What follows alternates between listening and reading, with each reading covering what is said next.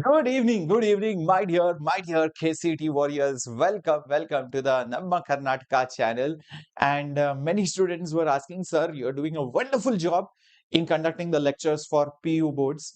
And we are doing the model papers out there. For all the subjects, the model paper one has been discussed.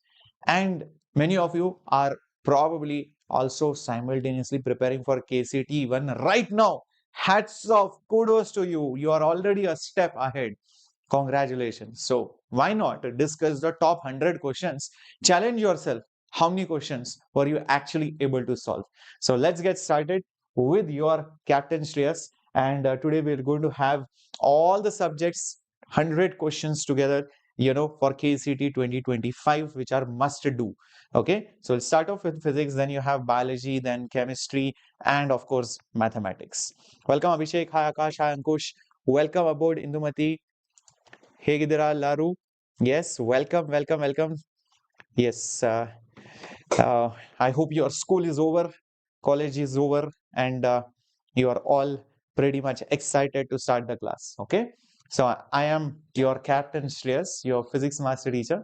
I've been training for a long time, and I'm very happy that my kids are doing extremely well in JE and NEET. Now, this is the first year where I'll be helping specifically the KCET students and the PU students, because before this, KCET and PU students were learning, but now I'm going to put more effort towards the students of Karnataka. And right now, yes, I'm in Bangalore, so it makes more sense for me to do something for our students out here. All right, thank you for liking, thank you for subscribing. Here comes the first question on your screen. Okay, so I hope I'm audible and visible to all of you. Quickly let me know in the chat box. Let me know if I'm audible and visible. Okay, so there is an electric field and it is going along the y-axis. There is a area of this much centimeter and it is in the zx plane. The question is, what's the flux? Well, if you notice, this particular plane is zx plane, which means if this is the z-axis, this is the x-axis, it will look something like this. Yes, this is 10 centimeter and this is obviously then 30 centimeter. Whereas the electric field is along the y-axis, that means the electric field is going like this. The electric field is going like this with 3 into 10 to the power 5 newtons per coulomb. Now, the manner in which you measure flux is electric field multiplied by area. Electric field is 3 into 10 to the power 5. Area is this into this, but into meters you convert it. 0.3 meter into 0.1 meter. 3 is 9. 9 into 10 to the power 5. 0.1 here, so make it 10 to the power negative 2. So 9 into 10 to the power, this is 3. So 9 into 10 to the power 3 volt meter. That is option B. Correcto. Awesome. Perfect. Shall we go ahead to the next question coming up on your screen? Looks like a very complex question initially. But remember this model where if you see resistors like this, or basically like this, 1, 2, 3, there is a resistor across two resistors and a resistor across these two resistors. Believe me, it is actually a standard circuit. It is actually a Wheatstone meter bridge. So technically, this is nothing but this.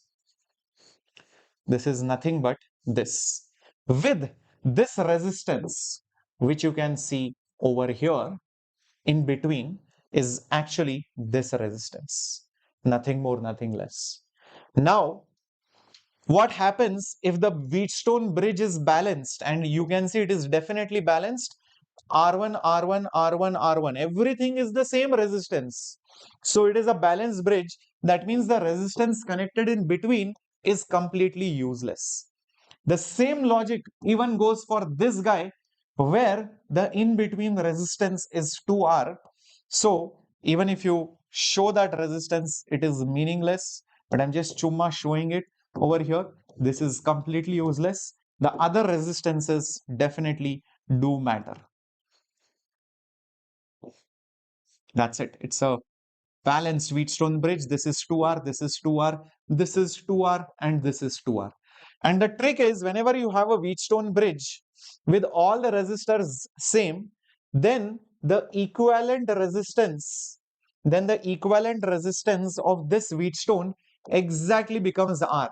So the equivalent resistance of this will become any one of these resistors. So it will just become 2R.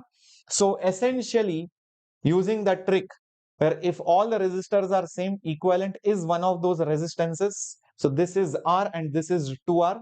So you have basically R and 2R in series, one after the other. So essentially the equivalent resistance will just become 3R. So the effective resistance is 3R. So what will be the current? The current will be the total voltage by the total resistance. Ohm's law. Total voltage is V naught and total resistance is 3R. So V naught by 3R should be the answer as it is. Perfect. Is that clear? Lot of tricks being used over here, and make sure you are remembering these tricks to save time, because KCT, COMEDK, these exams are a game of time management. Lot of questions to be solved in a small time, recollecting everything that you have learned. Okay? Yes, sir. आता है तू. Next question, Cody. A coil having 9 turns carrying current produces field B1. Now it is rewound into 3 turns with the same current. What's the new magnetic field? Yep, definitely, Karnataka, we can do preparatory videos before your PU, and obviously after PU, KCT videos will come, on the channel. Right now, students are somewhat busy in their preparatory practicals and boards. So that is the reason why not many are studying for KCT. But I know that this video will be watched many times by many students who are going to prepare for KCT. Cool. And we'll be doing those marathons as well.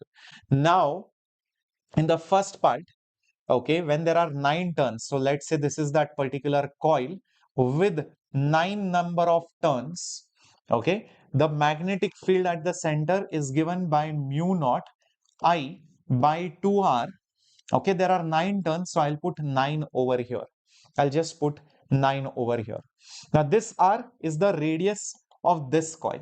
Okay, I'll just leave it as it is.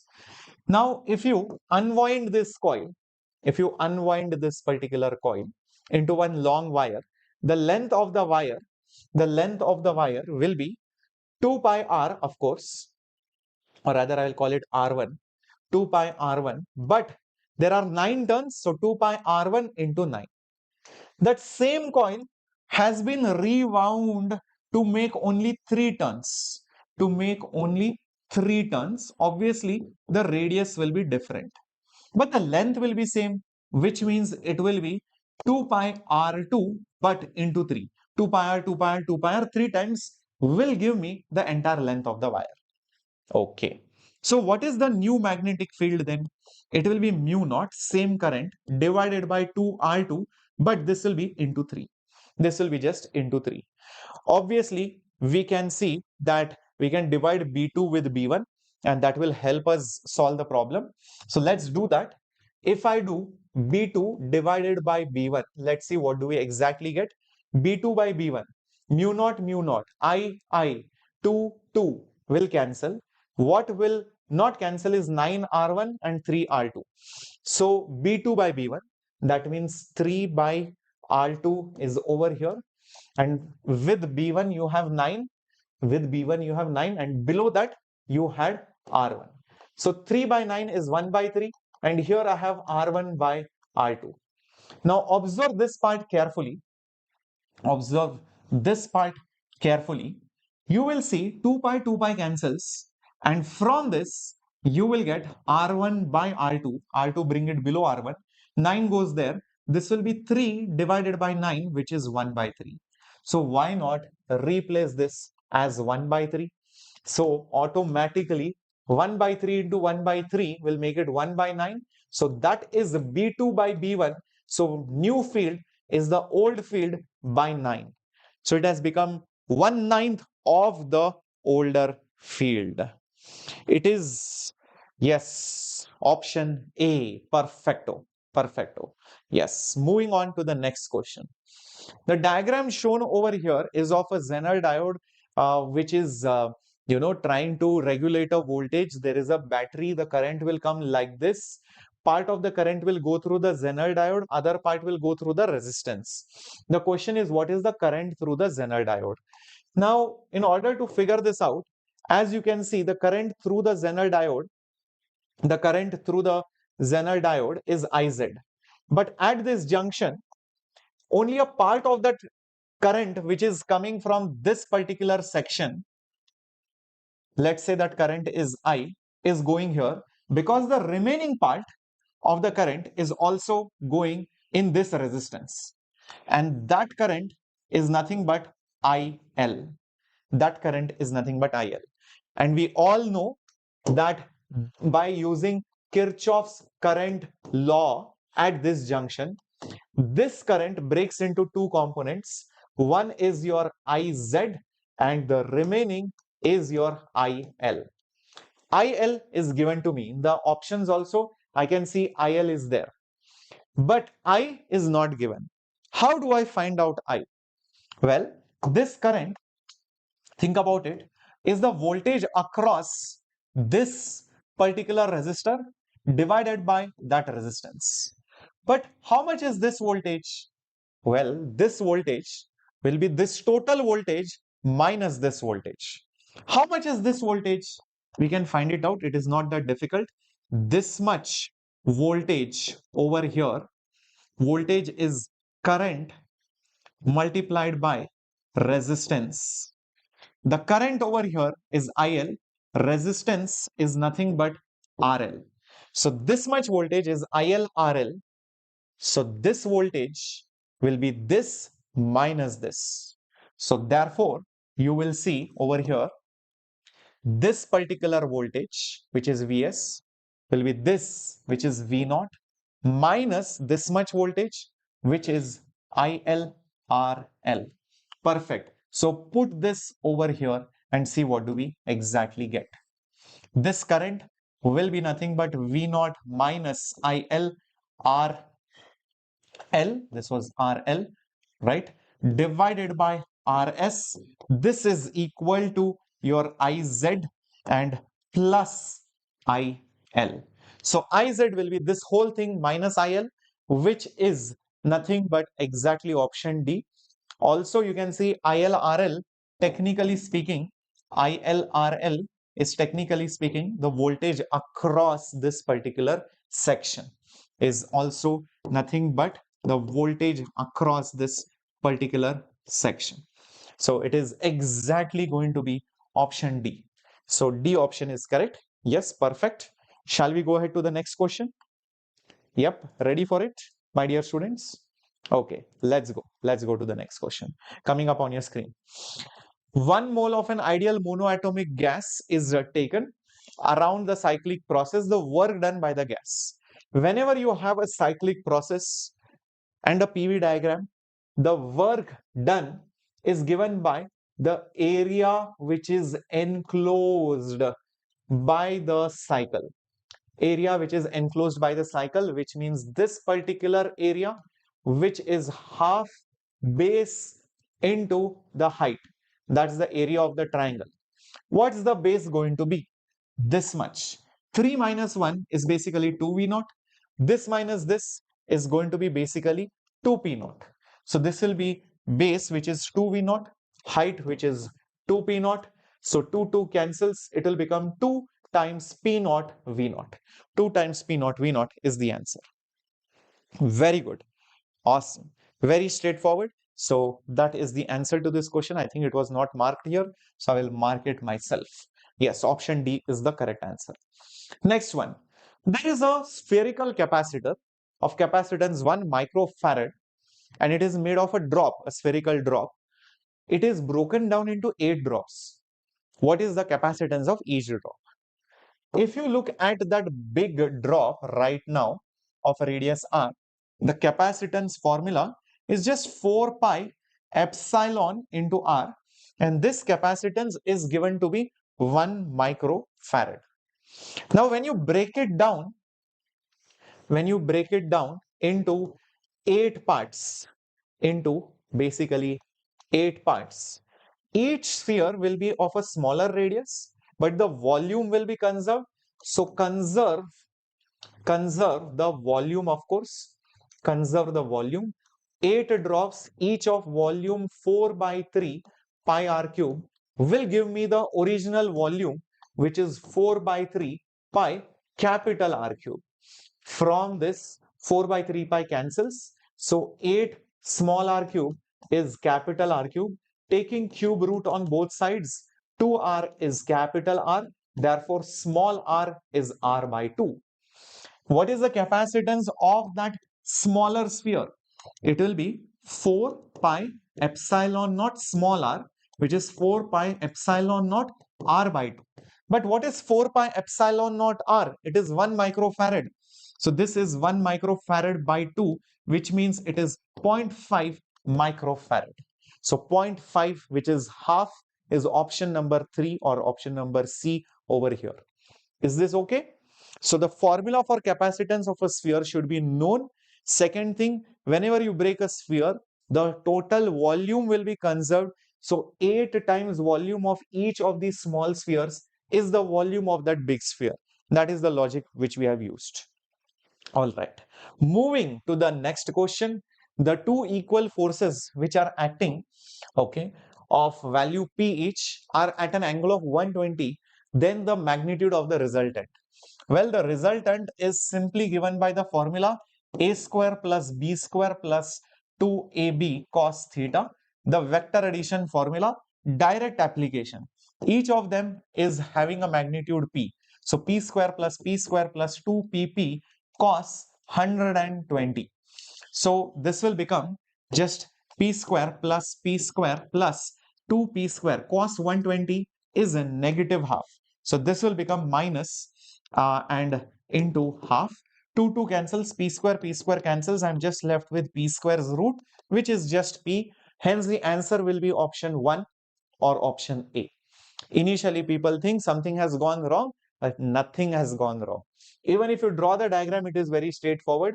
One force is over here, the other force is over here. This angle is 120 degrees. So naturally, the resultant will be over here of magnitude P. In fact, this is 60 degrees. It will be an equilateral triangle. That's why all the sides are equal. Nothing wrong in it. Okay. So, Techie Bites, in that spherical drop question, which part you want me to help in? Let me know quickly. Where did it go? Spherical drop. Uh, there are few concepts which you should know from before. One is, if you have a sphere of radius r, the capacitance is given by 4 pi epsilon naught r. This is standard isolated capacitor formula. This is one thing which you should know. Second thing which you should know, if you take something and break it into parts, then the volume which is there initially will be the number of parts that you make into the volume of each part. So these are the two concepts which I have used over here. So that is exactly what you will see. The total volume is number of parts into volume of each part, number one. Number two, capacitance is 4 pi epsilon naught r. Here it is also 4 pi epsilon naught but different radius. So what is this new radius in terms of the old radius? For that I have used volume conservation. And I saw the new radius is half the radius. That is why the volume became 1/8. And substituting that, I saw that here 4 pi epsilon naught r is there, which is 1 microfarad. I put it, which made it 0.5. Okay. So you just taken a big drop and broken it into parts. Any round object behaves like a capacitor. Any round object can store charge. It behaves like a capacitor. Is that okay? Understood? Clear? Can we move ahead now? All right. Techie bites. I hope this is clear. Sir, how many questions can I expect in KCET? See, I won't say that you can get 2 questions or 10 questions or 100 questions from here. For all you know, 50 questions can come from here. And it has happened many times that whatever mock test we do, many similar questions come and it feels very familiar. And it's not just about these questions coming in the actual test. Imagine these same questions come in your mock test, maybe at your coaching or when you're practicing. You will get that sudden confidence. Oh, whatever I'm studying is actually coming, and your marks will improve. That sends in that sends you into a positive loop cycle where automatically you will feel like studying more, and you will study more. Those questions will again come in the next mock test, and slowly that habit will build, that positive confidence will come, and you will see a lot of questions will actually end up coming in the KCET exam. Got it? Okay, sorry. What is the question here?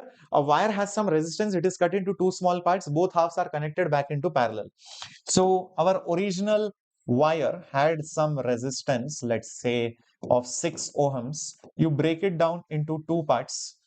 So each will be having 3 ohm and 3 ohm. Okay. Now you take each of those parts and connect them in parallel, something like this. This is 3 ohm. This is 3 ohm. Obviously, the equivalent resistance, how much will it be? Parallel. It will be 3 by 2, which is 1.5 ohms. 1.5 is B option or option number 2. Okay. Very straightforward, and current electricity is one of the most favorite chapters for KCET. Yeah. One shot series will follow after your PUC exams, but till then we'll practice as many questions also as possible, and PU classes will be there. Do you want us to solve model paper 2 and model paper 3? Quickly go and comment on those videos. Then we will do it for all our students. Okay. I think the answer for that slide was here by mistake. Yes, this slide should have been somewhere else. Yeah, this was the answer for this slide. Remember, 2P not V naught. Okay, anyways, no issues. Coming to the next question on your screen. I think the question says, what is the acceleration of the block? Static friction is 0.6, kinetic friction is 0.5. The angle of the plane is 30 degrees. There is a mass which is placed. First of all, let's find out whether it even moves or not. For doing that, there is a concept called as angle of repose, which is that minimum angle required for the inclined plane after which the block begins to slide. So let's find out the angle of repose concept. And for 30 degrees, the coefficient of friction which will be required will be given by tan alpha is mu s. So tan of 30 is mu s. So tan 30 is 1 by root 3, which is mu s. So mu s will be 1 by 1.732. Approximately, how much will this come out to be? 0.57. 0.57. So this is the minimum friction, or rather I would say the friction which will be there for which the block begins to slide at 30 degrees. But look at the question. The actual friction is 0.6. It's much higher than 0.57. That means it will definitely not slide. Understand this concept. If the friction was 0.57, then for this friction, it will just slide. It will just slide for 30 degrees. So if you tap it a little bit, it will begin sliding. But the actual friction is more than that. That means it won't slide.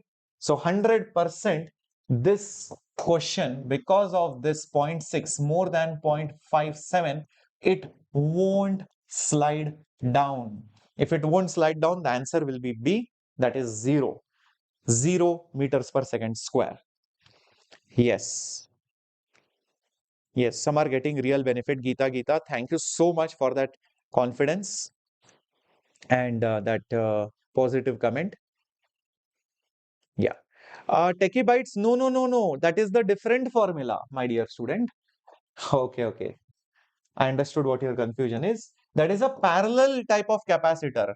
Parallel plate capacitor, the formula for capacitance is epsilon naught A by D.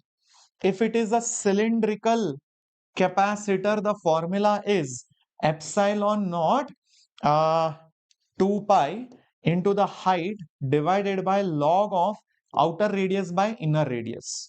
If there are two concentric spheres, the formula is 4 pi epsilon naught 1 by R2 minus 1 by R1. And if it is just a sphere, it is 4 pi epsilon naught R.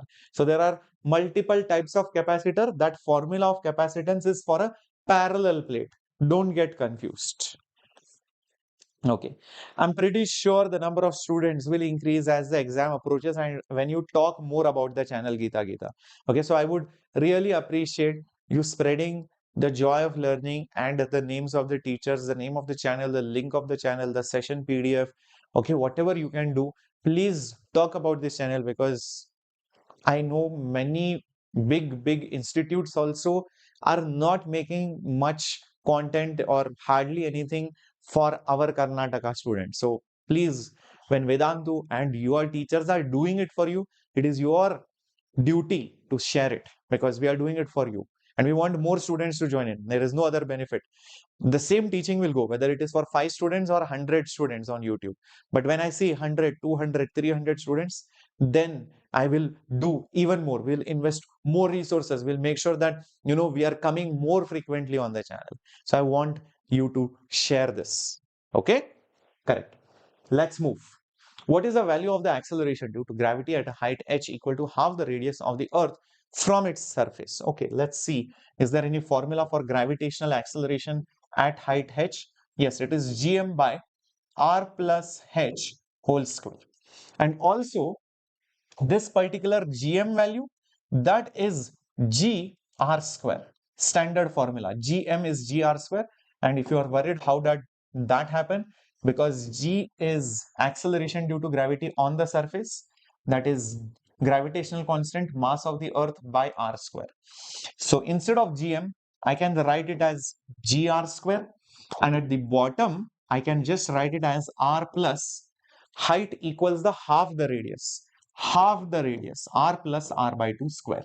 So this will become g r square. R will be common, so r square will come common outside. 1 plus half the whole square. R square will cancel. G by 1 plus half is 3 by 2 the whole square.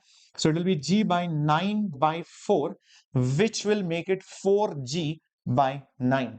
4g by 9, but g value is let's say 10. So 4/9 of 10, which will make it 4.4 meters per second square approximately. Yep, 4.4 meters per second square. Option A. Yep. Yes, so many concepts are cleared. I know that. Yes, means a lot. Thank you so much, Indumati. Thank you, Lisa. Hi, Gokul. Abhishek, you should do one shot chapter wise. Fine, definitely. We will do it for PU also, and we will do it for KCET perspective also. For PU perspective, it will be slightly different because it will be more of question oriented. For KCET perspective, it will be slightly different. So we'll definitely do those things. Okay. Starting off with the next question, the ratio of the area of the first excited state to the ground state of the orbit of hydrogen atom is. What is the question on? The ratio of the area. Okay, crazy. Ground state means n is equal to 1. First excited state means n is equal to 2. Then next thing, when we talk about area is pi r square, and the radius of any Bohr orbit is always proportional to n square. So it will be some constant multiplied by n square. That is what the radius is. Correct? Because we know that the radius is directly proportional to n square. So radius is some constant multiplied by n square. So indirectly, what do we see the area to be proportional to? N square, so n raised to 4. So area in the first excited state to the area in the ground state when n is 2 versus n is 1. So it will be 2 by 1 raised to 4. So 2 raised to 4 is nothing but 16:1. So option D, I believe. Yes, that is the correct one. Ratio of the area. Area is pi r square. Radius of Bohr orbit is actually proportional to the square of the principal quantum number. Yep. All right. Sangappa, ನೀವು class 11th का इदी. Okay, don't worry. Next year this will be even more useful for you. And once we do the 11th standard one shots, this will be very helpful. Um, the thing is, your second PU seniors have the exams very soon, now only. So that is why we are putting the more content for them. So very soon you will see a lot of content which will come for your 11th standard students. And for next year though, this channel will be very, very helpful because we'll be starting from day one, right? Here we had started in October, November. All right. Moving on to the next question on your screen. In a LCR circuit, the value of the capacitance is varied. The resulting variation of the resonant frequency is, well, we know the frequency of the resonance is 2 pi f given by 1 by root LC. So frequency is inversely proportional to root of capacitance. If that is the case, obviously the graph has to be something like this. Hence, the answer is option C. Very straightforward, direct formula based. Direct formula based. Nothing great about it. Next, in a LCR circuit, the terminals of the inductance are at 60 volts, capacitance 30, resistance 40, the supply voltage will be equal to. If you remember the formula, it is straightforward. And even if you don't remember the formula, the trick is the voltage across the resistor always is shown horizontally, which is right now 40 volts. Voltage across the inductor is shown up, so which is 60 volts. The voltage across the capacitor is always shown down in the phasor diagram, which is right now 30 volts. Treat them like vectors. So if you treat them like vectors, you will immediately see that these two vectors will cancel and you will get 60 minus 30, which is 30 volts, and over here 40 volts. These two vectors are perpendicular to each other. So when you do their vector addition, what you get is the resultant voltage, which is root 30 square plus 40 square, which is 50 volts. Hence, first option is the correct answer. You can just do it by vector addition. It is very simple. The voltages are treated like vectors. That diagram is called as phasor diagram. L is always on the top because L stands for love and inductance, and love is above everything else. That's the trick to remember it. Okay, if you ever get confused. An induced current of 2 amperes flows through a coil. The resistance is given. What is the change in the flux when it is changed in 1 millisecond? Current is given, resistance is given. Can we not find the voltage in that coil? Voltage is current into the resistance. Current is 2 ampere, resistance is 10 ohms. So basically it is nothing but 20 volts. Now we all know the voltage in an inductor. The voltage in an inductor is basically due to the change in the flux. So it is nothing but delta phi by delta t. This is by Faraday's law of induction. Faraday's law of induction. So therefore, delta phi will be 20 multiplied by the time, and the time is 1 millisecond. 1 millisecond means 10 to the power negative 3. So 20 milli Weber, or 20 into 10 to the power minus 3 Weber. 20 into 10 to the power minus 3 Weber, which is also 2 into 10 to the power minus 2. One and the same thing. This is also 2 into 10 to the power minus 2 Weber. One and the same thing. So option number B is the correct one. Next one. For a particle going in SHM, at the mean position, the velocity is 0 or acceleration is 0 or it is maximum or minimum. What is going to happen? When it is performing SHM, at the mean position versus the extreme position, what are the things? Here the velocity is maximum, here the velocity is 0, whereas for this acceleration is 0 and here acceleration is maximum. So at the mean, velocity is maximum and acceleration is 0, which is option number B. If it was extreme, velocity will be 0 and acceleration is maximum. That would be option number A. But the question was for mean position. Next one. Magnetic susceptibility at 300 is this much. What is the susceptibility at 200 Kelvin? This is based on something called as Curie's law. Curie's law says that the susceptibility is inversely proportional to temperature. So susceptibility second time versus the first time will be T1 by T2. First temperature is 300. Next temperature is 200. New susceptibility, I don't know. Old susceptibility is 1.2 10 to the power negative 5. So the new susceptibility will be 1.2 into 10 to the power negative 5 into 3 by 2. 2 and 1.2, which will make it 0.6. 0.6 into 3 is 1.8 into 10 to the power minus 5. That is option C. Yes, that is correct. Yes, that is correct. Yes, awesome, awesome. Very good. Let's move to the next question on your screen. And here it comes. Current voltage graph is given at two temperatures. The temperature coefficient of resistance is how much? Because current and voltage is given, look at this at 104 400 degrees Celsius. Resistance is nothing but voltage divided by current.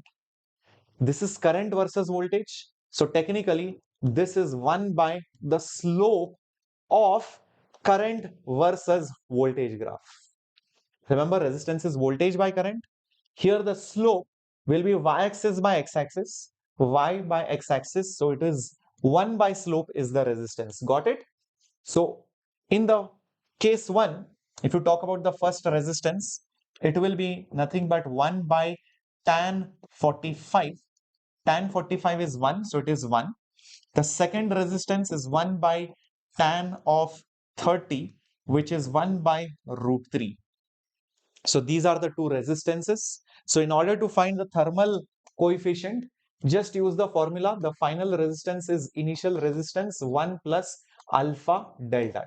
That's all. So final resistance is 1. Original resistance is 1 by root 3. 1 plus alpha into temperature difference, which is 300.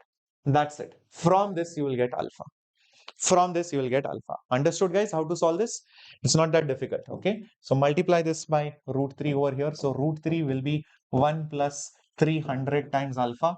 So 300 alpha is root 3 minus 1, or alpha will be root 3 minus 1 by 300, which will give the answer as the third 3 into 10 to the power minus 3, which is option number A.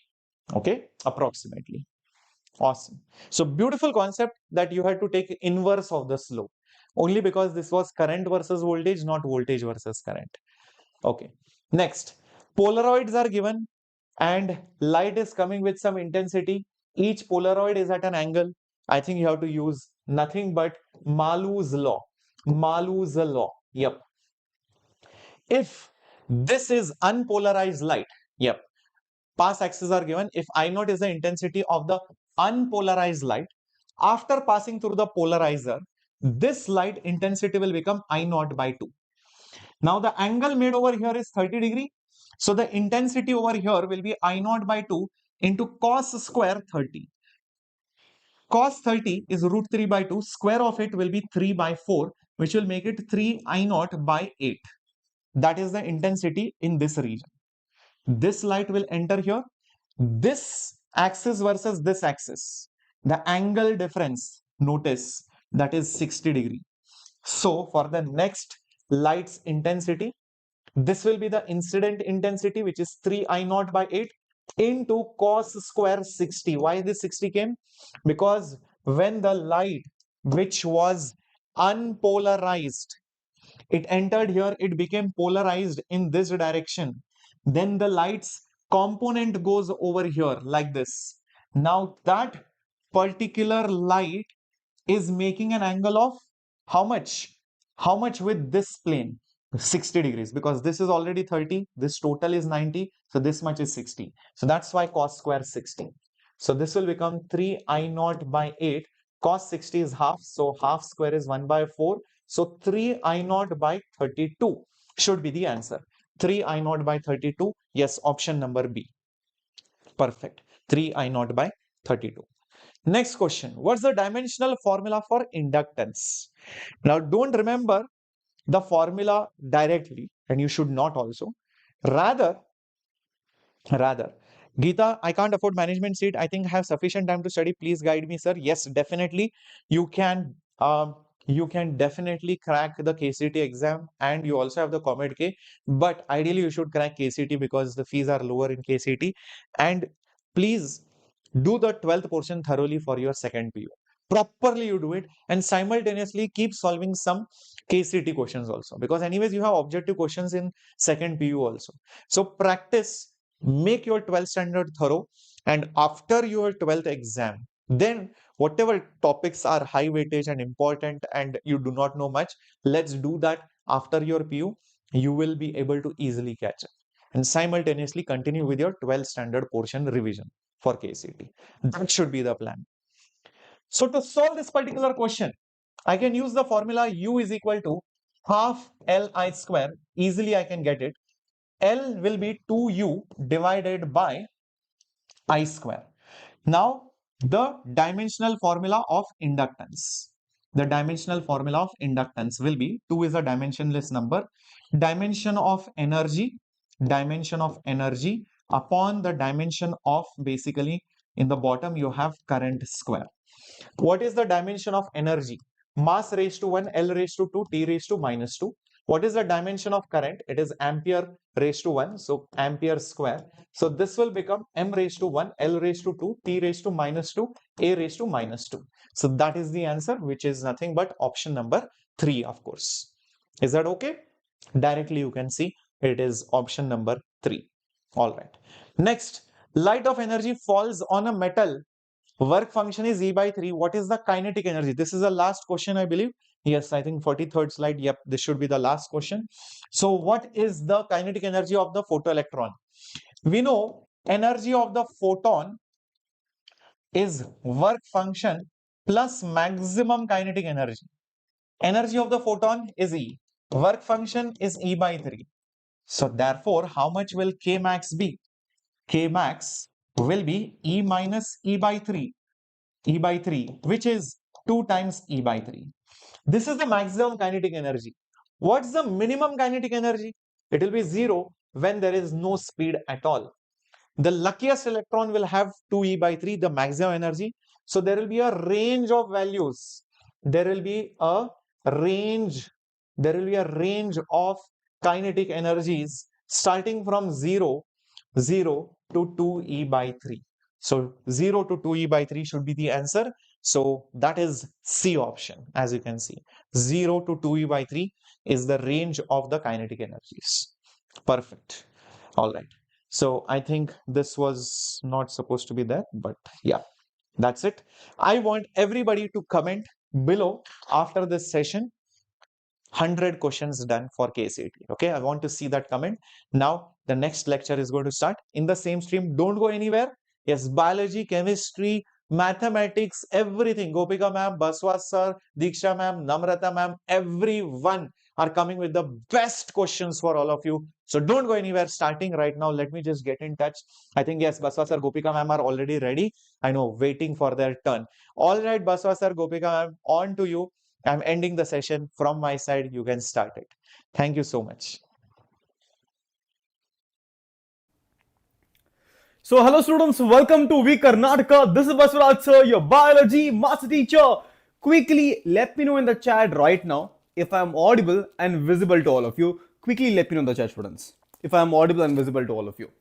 ನಾನು correct ಕಾಣಿಸ್ತಾ ಇದ್ದೀನಾ, ನಮ್ಮ ಹೇಳ್ತಾ ಇರೋದು ಕೇಳಿಸ್ತಾ ಇದ್ರೆ ನಿಮಗೆ ನನಗೆ comment ತಿಳಿಸಿ ಬೇಗ ಈಗಲೇ if I am audible and visible to all of you. ಬೇಗ ಬೇಗ ತಿಳಿಸಿ ಎಲ್ಲರೂ ನನಗೆ, ಬೇಗ ಬೇಗ ಎಲ್ಲರೂ, all of you quickly in the chat. Yes, ನಾ ಸ್ಟೂಡೆಂಟ್ಸ್ ನಾನು ನಿಮಗೆ ಬಾಟ್ನಿ ಹೇಳ್ಕೊಡ್ತೀನಿ ಇವತ್ತು. I have few questions. Let's solve these questions and let me tell you students, all of these questions right in today's lecture are from class 12th. But nimdu KCET examination li class 11th kuda irutte, but majority of the portions is going to be from class 12th. So in today's lecture, from my side, I am bringing you all class 12th questions. Now it is a simple rule. What is simple rule? If you know the answer, I want you to comment the answer at any cost. Can we start, students? With the same energy, can we start the first question on the board? Yes, all of you. Quickly some fire emoji in the chat. All of you, quickly some fire emoji in the chat to show the energy that you are ready for the questions. Everyone, quickly some fire emoji in the chat if you're ready to solve some bio questions. Okay. Don't worry, we'll be doing one shot lectures. We have done one shot lectures. Abhishek, if you go check our channel itself, we have already done one shot lectures. ಆಗ್ಲೇ ಮಾಡಿದೀವಿ ನಾವು, like ನಾನೇ ಮಾಡಿದೀನಿ. Human reproduction, principles of inheritance, ecology ಎಲ್ಲ ಮಾಡಿದೀನಿ channel ಅಲ್ಲಿ ಆಗ್ಲಿ ನಾನು. So don't worry about all that. If you want will do it one more time, not a big deal. Okay, so students, I want everyone to answer in the chat. Okay, tell me the answer in the chat, all of you. Okay, the first question on the board. Students, I hope it is visible to all of you. Okay, I will complain madangilla. Sarna, the egg apparatus is made up of. What is egg apparatus made up of? ನೋಡಿ, ಈ question ನಿಮಗೆ easy ಅನಿಸ್ತಾ ಇರಬೇಕು starting ಅಲ್ಲಿ. Sir, egg apparatus ಗೊತ್ತು ನಮಗೆ, 2 ಸಿನರ್ಜಿಡ್ ಇರುತ್ತೆ, 1 Excel ಇರುತ್ತೆ. But let me tell you students, many students go wrong in this part here. Is it a part of the chalazal end or is it part of the micropylar end? Okay, micropylar end. So in answer, the egg apparatus is made up of 2 synergids. Okay, 2 synergids, 1 egg cell. But students, is it micropylar end or is it chalazal end? Which end is it, students? Which end is it? Okay, tell me students, which one do you think it is? Is it in chalazal or is it micropylar end? Answer ready, big bega. What are you waiting for? What are you waiting for, students? If you know the answer, tell me the answer in the chat quickly, all of you. Answer goes really. Now, if you do not know the answer, let me explain this diagram for you. Okay, ಇದು ನೋಡ್ತೀರಾ, this is the entire female gametocyte. ಇದು embryosac.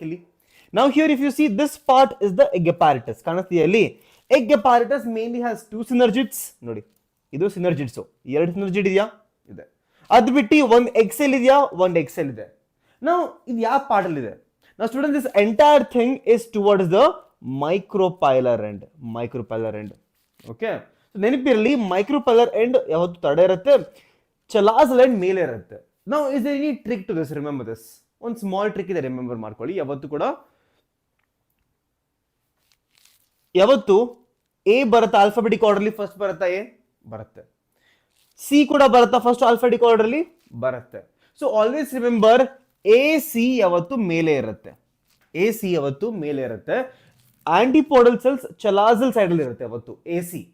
And entire egg apparatus is towards the micropylar end. So with this hint in mind, now tell me the answer, students. ಎಲ್ಲರೂ ತಿಳಿಸಿ, ಬೇಗ answer ಹೇಳಿ, ಬೇಗ ಎಲ್ಲರೂ students. Shri Vishnu, Abhishek, Sangappa, ಮರಿ, ಅಭಿಷೇಕ್, ಪ್ರಕಾಶ್, ರೈಟ್, ಗೀತಾ, ಲೀಸಾ, ಹೇಳಿ answer ಬೇಗ. What is the answer now? See, all of us know it is 2 synergids and 1 egg cell towards the micropylar end. Towards micropylar end. So answer is obviously option number 4. ಏನು students, ಏನು answer?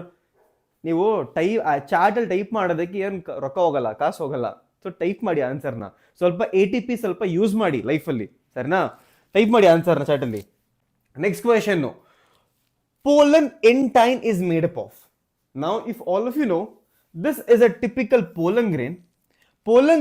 Outer part ಇದೆಯಲ್ಲ, ಅಲ್ಲಿ ಏನಿರುತ್ತೆ, ಸ್ವಲ್ಪ decorations ಇರುತ್ತೆ. ಆ decoration ನಾವು ornamentation ಅಂತ ಕರಿತೀವಿ, ರೈಟ್? ಔಟರ್ ಪಾರ್ಟ್ ಇದೆಯಲ್ಲ, outer part is made up of sporopollenin, that is called as exine. ಇದು ನಾವು ಎಕ್ಸೈನ್ ಅಂತ ಕರಿತೀವಿ, ಓಕೆ, ಎಕ್ಸೈನ್ ಅಂತ ಕರಿತೀವಿ ನಾವು. ಅದೇ ಒಳಗಡೆ ಪಾರ್ಟ್ನ ಅಂತ ಕರಿತೀವಿ, ಒಳಗಡೆ ಪಾರ್ಟ್ನ ನಾವು ಇಂಟೈನ್ ಅಂತ ಕರಿತೀವಿ, ಇಂಟೈನ್. Now question is asking you, exine is made up of sporopollen, all of you know that. Now what is pollen intine made up of? If the intine is yellow, what is this made up of now? What is intine made up of now? Big answer ready. I'll give you 10 seconds. I'm very generous. Okay, I'll give you 20 seconds. Tell me the answer if you know it. Okay, 20 seconds ಕೊಡ್ತೀನಿ. Answer ಹೇಳಿ ಬೇಗ ಬರ್ಬೇಕು answer. ಪಟ ಅಂತ ಬರ್ತಿರ್ಬೇಕು answer. ಬೇಗ ಹೇಳಿ. What is intine made up of?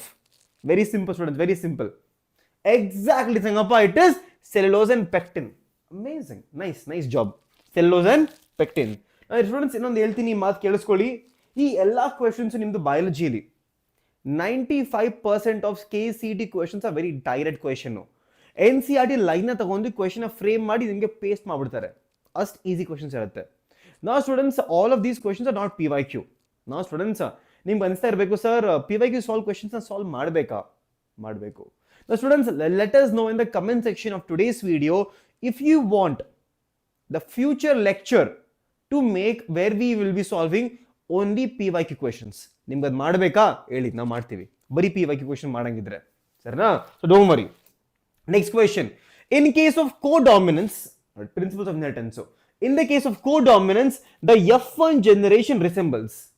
Now, students, first of all, nange ellaru chat tilisi. What is an example of codominance? Simple example given your NCERT is ABO blood grouping. ABO blood grouping. Right? ABO blood grouping is a simple example. Simple example. Right? Now, what exactly happens in the case of codominance? Simple. In the case of codominance, students, in the case of codominance, for example, here have IA gene and IB gene. ಈ ಕೇಸಲ್ಲಿ human blood grouping ಅಲ್ಲಿ this I gene is also dominant and this IB is also dominant. Both are dominant here. So ಏನಾಗುತ್ತೆ ಅವಾಗ? ಏನಾಗುತ್ತೆ? ಆಫ್ಸ್ಪ್ರಿಂಗ್ ಏನಾಗುತ್ತೆ? IA ಮತ್ತೆ IB ಎರಡು express ಆಗುತ್ತೆ. ಎರಡು ಎಕ್ಸ್ಪ್ರೆಸ್ ಆದಾಗ you will get AB blood grouping. ಅವಾಗ ಏನಾಯ್ತು students? The case of codominance, the F1 generation, ಇದು F1 ಜನರೇಷನ್ ಅನ್ಕೊಳ್ಳಿ. F1 generation resembles which parent? ಒಂದು ಈ ಪ್ಯಾರೆಂಟ್ ಎರಡು ಪ್ಯಾರೆಂಟ್ ರೆಸ್ಪಾಂಡ್ ಮಾಡ್ತಿದೆ. So both the parents yes or no students? Okay, road map ಬರುತ್ತೆ, don't worry Geeta, road map ಬರುತ್ತೆ, ನಾನೇ ಮಾಡ್ಕೊಡ್ತೀನಿ ನಿಂಗೆ. Do not worry about the road map. Focus on what is in front of you right now. ಇನ್ನು ಮುಂದೆ ನಾವು ನಿಮಗೋಸ್ಕರ question ತಂದಿದ್ದೀವಿ. All of this takes time. So I want everyone to be completely engrossed in the question solving. ಬೇರೆ ಮಾತ್ರ distractions ಬೇಡ. Class ನಡಿಬೇಕಾದ್ರೆ ನಾನು ಕೇಳೋ ಕ್ವೆಶನ್ ನಾನೇನು ಪಾಠ ಕೇಳಿಸ್ಕೊಂಡು ಆನ್ಸರ್ ಮಾಡ್ಬೇಕು. ನನಗೆ ಚಾಟಲ್ಲಿ ಬೇಗ ಆನ್ಸರ್ ಬರಬೇಕು, ಸರಿನಾ? ಸೊ ಆನ್ಸರ್ ಎಲ್ಲ ತಿಳಿಸಿ ನನಗೆ. ಆನ್ಸರ್ ಈಗ ಏನು? What is answer in the chat all of you? I do not want anyone to waste time. I want everyone to focus ನಾವು. ಕ್ವಶನ್ ಸಾಲ್ವ್ ಮಾಡಿ. ಈ ಥರ ಕ್ವಶನ್ ಸಾಲ್ವ್ ಮಾಡಿದ್ರೆ ನಿಮ್ಗೆ ಖುಷಿ ಆಗೋದು ಒಳಗಡೆಯಿಂದ. ಆ ಖುಷಿ ಪಡಿ, ಆಮೇಲೆ ಆರಾಮಾಗಿ ಏನಾದ್ರು ಮಾಡ್ಕೊಳ್ಳಿ ಟೈಮ್ ಪಾಸ್ ಆಮೇಲೆ. ಸೊ ಈ ಕ್ವಶನ್ ಸಾಲ್ವ್ ಮಾಡಿ, ಸರಿನಾ? ಸೊ ಏನು answer? Option number 3. Option number 3, both the parents. ನಾವು ಇನ್ನೊಂದು ಕ್ವಶನ್ ಬರುತ್ತೆ ರೈಟ್? ಇದು ಕೋಡಾಮಿನೆನ್ಸ್ ಕೇಸಲ್ಲಿ. ನಾವು what about in the case of incomplete dominance? What about in the case of incomplete dominance students? Incomplete dominance ಈ ಕೇಸಲ್ಲಿ ಏನಾಗುತ್ತೆ? In the case of incomplete dominance, you tell me in the chat students. F1 ಇದೆಯಲ್ಲ, F1 will look like which parent? For example students, here I have a red flower, here I have a red flower, here I have a white flower, red flower and white flower. Now I will get an offspring, that is the F1. Now students tell me, will the F1 in the case of incomplete dominance, will it be red or will it be white? ತಿಳಿಸಬೇಕಾ ನನಗೆ? ಯಾವ ಥರ ಇರುತ್ತೆ? In the case of incomplete dominance, the F1 will not be like any of the parent. ಎರಡು ತರಾನು ಇಲ್ಲ, ಅದು white ಇಲ್ಲ, ಈ ಕಡೆ ರೆಡ್ ಇಲ್ಲ. ಏನಿರುತ್ತೆ? ಇದು ಪಿಂಕ್ ಕಲರ್ ಆಗೋಗುತ್ತೆ, ಇದು pink colour. Okay, so in the case of codominance ಅಲ್ಲಿ ಬೋತ್ ದ ಪೇರೆಂಟ್ಸ್ ರಿಸೆಂಬಲ್ ಆಗುತ್ತೆ F1.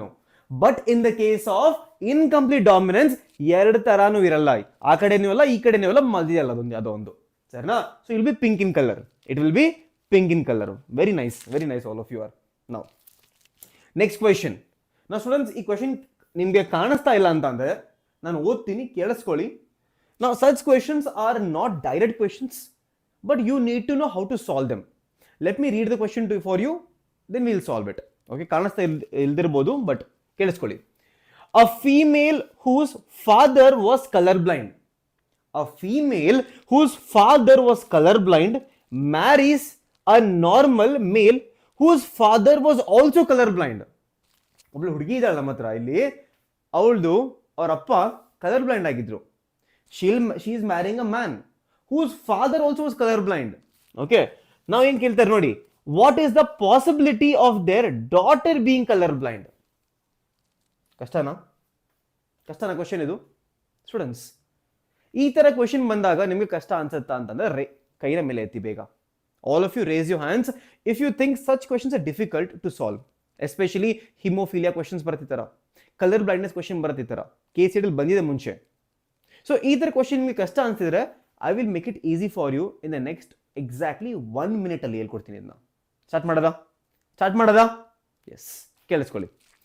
ನಾವು ಅ ಫೀಮೇಲ್ ಏನು ಕೊಟ್ಟಿದ್ದಾರೆ ನಮ್ಗಿಲ್ಲಿ, female whose father was color blind. Now let's say I have a female here, chromosome is XX chromosome is a female, XX chromosome is the female here, okay. Female whose father was color blind, your appa color blind ಆಗಿದ್ರು ಅಂದ್ರೆ ಏನು, color blind. Why? Because color blindness is a X-linked disease, ಯಾವತ್ತು recessive ಆಗಿರುತ್ತೆ, or it is always on the X chromosome, right? So our appa color blind ಆಗಿದ್ರು. Now students, you tell me, if this female is here, this female is here, this is the female which is marrying now, okay, this is a female. Now if she is getting this X chromosome from her mother, one X chromosome from here, so which means that this X chromosome is coming from the father. ಎಲ್ಲರೂ ಹೇಳ್ತೀರಾ ಕರೆಕ್ಟಾ? ನೋಡಿ, ಇದು female ನಮ್ಮ ಹತ್ರ ಇರೋದು, ಇಲ್ಲಿ ಒಂದು ನಮ್ಮ ಹತ್ರ ಫೀಮೇಲ್ ಇದ್ದಾಳೆ, whose father was color blind, your appa, this is the father, father was color blind. So this X chromosome has to come from father only, okay. So ಏನಾಗ್ತಿದೆ ಈಗ ಇಲ್ಲಿ, this is going to be color blind chromosome ಬರ್ತಾ ಇದೆಯಾ, color blind chromosome ಬರ್ತಾ ಇದೆ ನೋಡಿ, color blind chromosome ಬಂತು ಇಲ್ಲಿ, ಈ X chromosome ಅವ್ರ ಅಮ್ಮಾಯಿಂದ ಬಂತು. ಲೆಟ್ಸ್ ಏನು ಇನ್ಫಾರ್ಮೇಶನ್ ಕೊಟ್ಟಿಲ್ಲ ಅಂದ್ರೆ let's assume a mother was normal, okay, normal. Now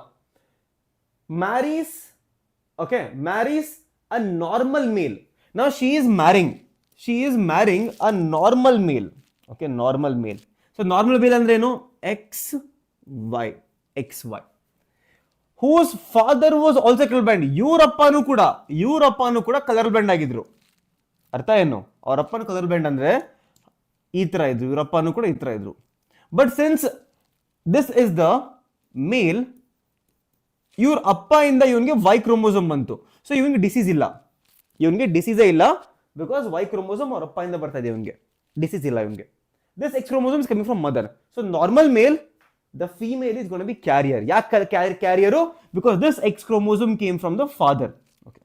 ನಾವು ಈ ಸ್ಟೆಪ್ ಇಲ್ಲಿವರೆಗೂ ನೀವು ಇಷ್ಟು ಮಾಡಿದ್ರೆ ಕ್ವೆಶನ್ ತುಂಬಾ ಈಸಿ ಮುಂದೆ. ಯಾಕೆ, ಸಿಂಪಲ್ ಕ್ರಾಸ್ ಮಾಡ್ಬೇಕೀಗ.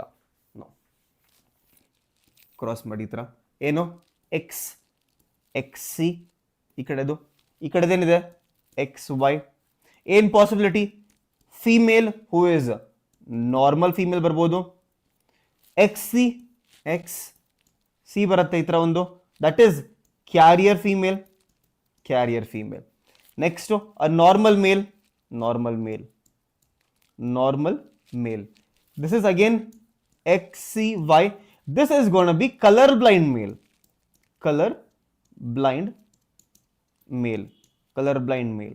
ಅಷ್ಟೇ, ಆನ್ಸರ್ ಮುಗೀತು. ಇಲ್ಲೇ ಆನ್ಸರ್ ಇದೆ ನಿಮ್ಮ ಹತ್ರ, ಈಗ ಆನ್ಸರ್ ಇಲ್ಲೇ ಇದೆ.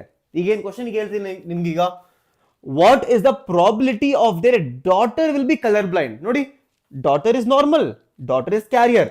Now you tell me students, what is the possibility that daughter is being color blind here? ಏನು ಆನ್ಸರ್ ಏನು, 0. ಆನ್ಸರ್ ಏನು, 0. So 0%. There is no way a daughter can be color blind here.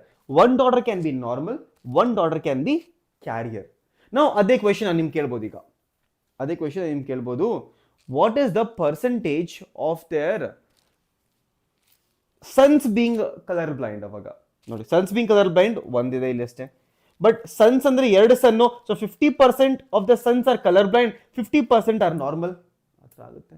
Now they can ask you one more question, what percentage of offsprings can be colour blind. They can ask you what percentage of offsprings are colour blind. ಅವಾಗೇನು, ಅವಾಗ 25% ಆಗುತ್ತೆ. ನೋಡಿ, ನಾವು question very simple students, question very simple. They can ask you question in 2 ways. They can ask you percentage of son or a daughter, or they can ask you offspring. ಅವಾಗ 4 consider ಮಾಡಬೇಕು. If they ask you offspring, that time it becomes 25, 100% only. ಅವಾಗ 25% is color blind, offspring ಅಂದಾಗ. But ಅದೇ if they tell you what percent of son is color blind, ಅವಾಗ we don't have to consider this. Okay, you have to only consider these two because these two are sun. ಅವಾಗ ಇದು 50%, ಇದು 50%. So 50% is color blind ಅವಾಗ. Very good questions. All these are very very good questions. ಈ questions ಕೂಡ neat level questions ಇದು. ಅರ್ಥ ಆಗ್ತಾನೆ? Very good questions these are. Okay. Next question. A human female with Turner syndrome. Direct question. ಈ ತರ question ಅನ್ನು laddu question ಅಂತೀನಿ. ಲಡ್ಡು ನಮ್ದು ಇದು. ಉಂಡೆ ಕ್ವೆಶನ್ ಇದು. Tell me the answer, students. Yes, Rohan. Everything will be done in today only. Tell me the answer. A human female with Turner syndrome. All of you know Turner syndrome is basically XO condition where one X chromosome is completely missing. It is completely missing. So if there are totally 46 chromosomes and one is missing, it means it is going to be 45 chromosomes. Yes or no? 45 chromosomes, right? So it has 45 chromosomes with XO condition. XO. Turner syndrome. Okay? Turner syndrome. Next question. Now students, ನಾನು ನಿಮಗೆ ಕೆಲವು ಟಾಪಿಕ್ಸ್ನ ಸ್ವಲ್ಪ questions ಪಿಕ್ ಮಾಡಿದ್ದೀನಿ. ಈ questions ತುಂಬ ಈಸಿನೂ ಇಲ್ಲ, ತುಂಬ difficult ಇಲ್ಲ, but direct NCERT questions, right? So if you are able to solve these questions, let me tell you students, let me assure you that yes you are on the right path and you can top it up. Okay, next question ನೋಡಿ, board ಮೇಲೆ very simple question. Micro organisms are used during which stage of purification of sewage water? Now I'll give you a small theory behind it. Small theory ಕೊಡ್ತೀನಿ. There is something called as STP, sewage treatment plant. One the sewage treatment plant ali, the entire process can be divided into two categories. The first one is called as the primary treatment, second is called as secondary treatment. Okay, difference ಏನು? Primary treatment ali we are using physical removal of materials. ಇದೊಂದು waste material ಹಾಕಿರ್ತಿರಲ್ಲ ಎಲ್ಲ ಕಡೆ, ಇದರಲ್ಲಿ ಗಲೀಜು ಹಾಕಿರ್ತಿರಲ್ಲ, ಯಾರು plastic ಹಾಕಿರ್ಬೋದು, paper bag ಹಾಕಿರ್ಬೋದು, bottles ಆಗಿರ್ಬೋದು, physical ಆಗಿ remove ಮಾಡೋದು. ಫಿಸಿಕಲ್ ಆಗಿ ರಿಮೂವ್ ಮಾಡೋದನ್ನೇ ನಾವು ಮಾಡಲ್ಲ. ಏನು, ಅಲ್ಲಿ ಮಷಿನ್ಸ್ ಇರುತ್ತೆ, ಅಲ್ಲೊಂದು ಗ್ರಿಡ್ಸ್ ಇರುತ್ತೆ. ಆ ಗ್ರಿಡ್ಸ್ ಅಲ್ಲಿ we can stop physical removal. ಆ ಎಲ್ಲ ಫಿಸಿಕಲ್ ರಿಮೂವಲ್ನ ಪ್ರೈಮರಿ ಟ್ರೀಟ್ಮೆಂಟ್ ಅಂತೀವಿ. ನಾವು ಸೆಕೆಂಡ್ ಟ್ರೀಟ್ಮೆಂಟ್ ಅಂದ್ರೆ ಏನು? ಸೆಕೆಂಡ್ ಟ್ರೀಟ್ಮೆಂಟ್ ಅಲ್ಲಿ we use microbes and it is called as biological treatment. Okay, it is called as biological treatment. That is called as secondary treatment. So what is the answer? Tell me students in the chat, all of you. So in which microorganisms use martino students? Second treatment ali. So what is the answer, everyone in the chat, all of you? Everyone, what is the answer in the chat quickly? Secondary treatment is the answer. Okay, next question. Now students, ನಿಮಗೆ ಇಲ್ಲಿ examples ತುಂಬಾ ಇದೆ chapter ಅಲ್ಲಿ. ತುಂಬಾ examples ಇದೆ, ತುಂಬಾ examples ಇದೆ. You have to remember every single example. Now if you go watch my video on microbes, ತುಂಬಾ ಚೆನ್ನಾಗಿ ಹೇಳ್ಕೊಟ್ಟಿದ್ದೀನಿ, ಚೆಕ್ ಮಾಡಿ ಒಂದ್ಸತಿ. ಚಾನಲ್ ಇದೆ, ಆಗಲೇ ಚಾನಲಲ್ಲಿ ಮೈಕ್ರೋಬ್ಸ್ ಚಾನಲ್ ಚೆಕ್ ಮಾಡಿದ್ರೆ there have given you entire mind map. ಆ ಮೈಂಡ್ ಮ್ಯಾಪ್ನ ಡೌನ್ಲೋಡ್ ಮಾಡಿ ಮತ್ತೆ ಓದಿ ಅದನ್ನ, ಮೈಂಡ್ ಮ್ಯಾಪ್ನ. Okay, now this is the question from that only. Now statins are used as a blood cholesterol lowering agent are derived from monocyte papyrus. Correct ಇದು. They're asking you statement correct. Cyclosporine derived from trichoderma is used as immunosuppressant. Yes, it is.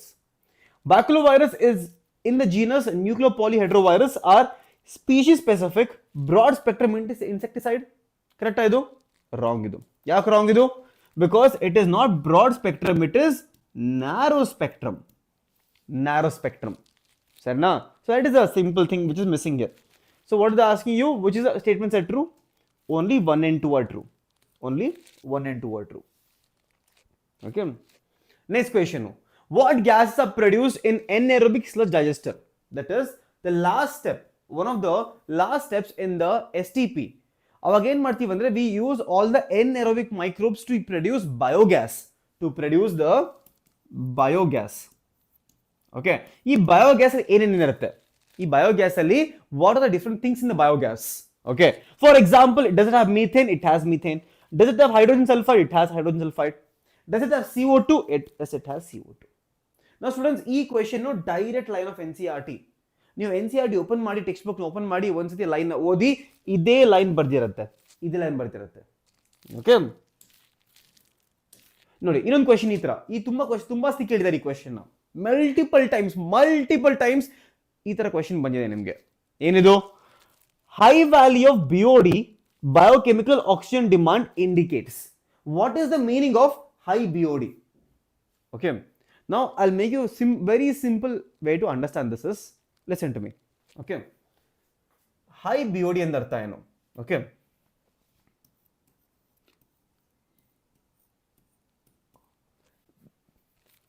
biochemical oxygen demand artha eno?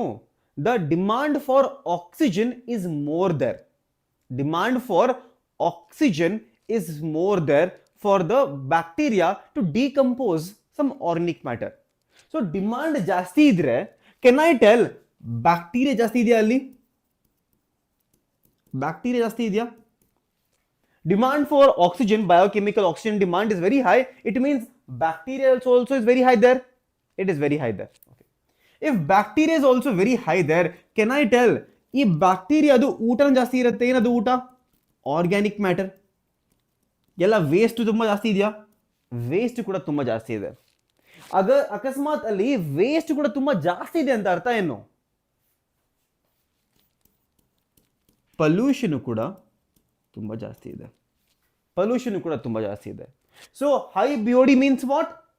More polluted water. ನಾವು ಇದೇ ನೀವು ಒಂದು question ಬರುತ್ತೆ ನಿಮಗೆ ಇನ್ STP, sewage treatment ಅಲ್ಲಿ. What is the main goal of STP? The main goal of STP is to reduce the BOD. BOD ಕಮ್ಮಿ ಮಾಡಿದಷ್ಟು pollution ಕಮ್ಮಿ ಆಗ್ತಾ ಹೋಗುತ್ತೆ ನೀರಲ್ಲಿ. ಓಕೆ, ಪೊಲ್ಯೂಷನ್ ಕಮ್ಮಿ ಆಗ್ತಾ ಹೋಗುತ್ತೆ. Okay, so high BOD means pollution is very high. Okay, next question. Under unfavorable conditions, many zooplankton species in lakes and ponds are known to enter a stage of suspended development is called as. Direct question. Direct question, students. Sir, where? I can tell you, don't worry, I will send you a link of students. I'll make a video on it, don't worry. Books, if you go check Lord Gaming, I have made a video on top books required for KCET. Please go check it out once. Sarna alide gottagutte. Now students, listen to me very carefully. This question direct question idu. For example, there is something called dormancy. Dormancy is seen in the case of seed, right? Seed undergoes dormancy.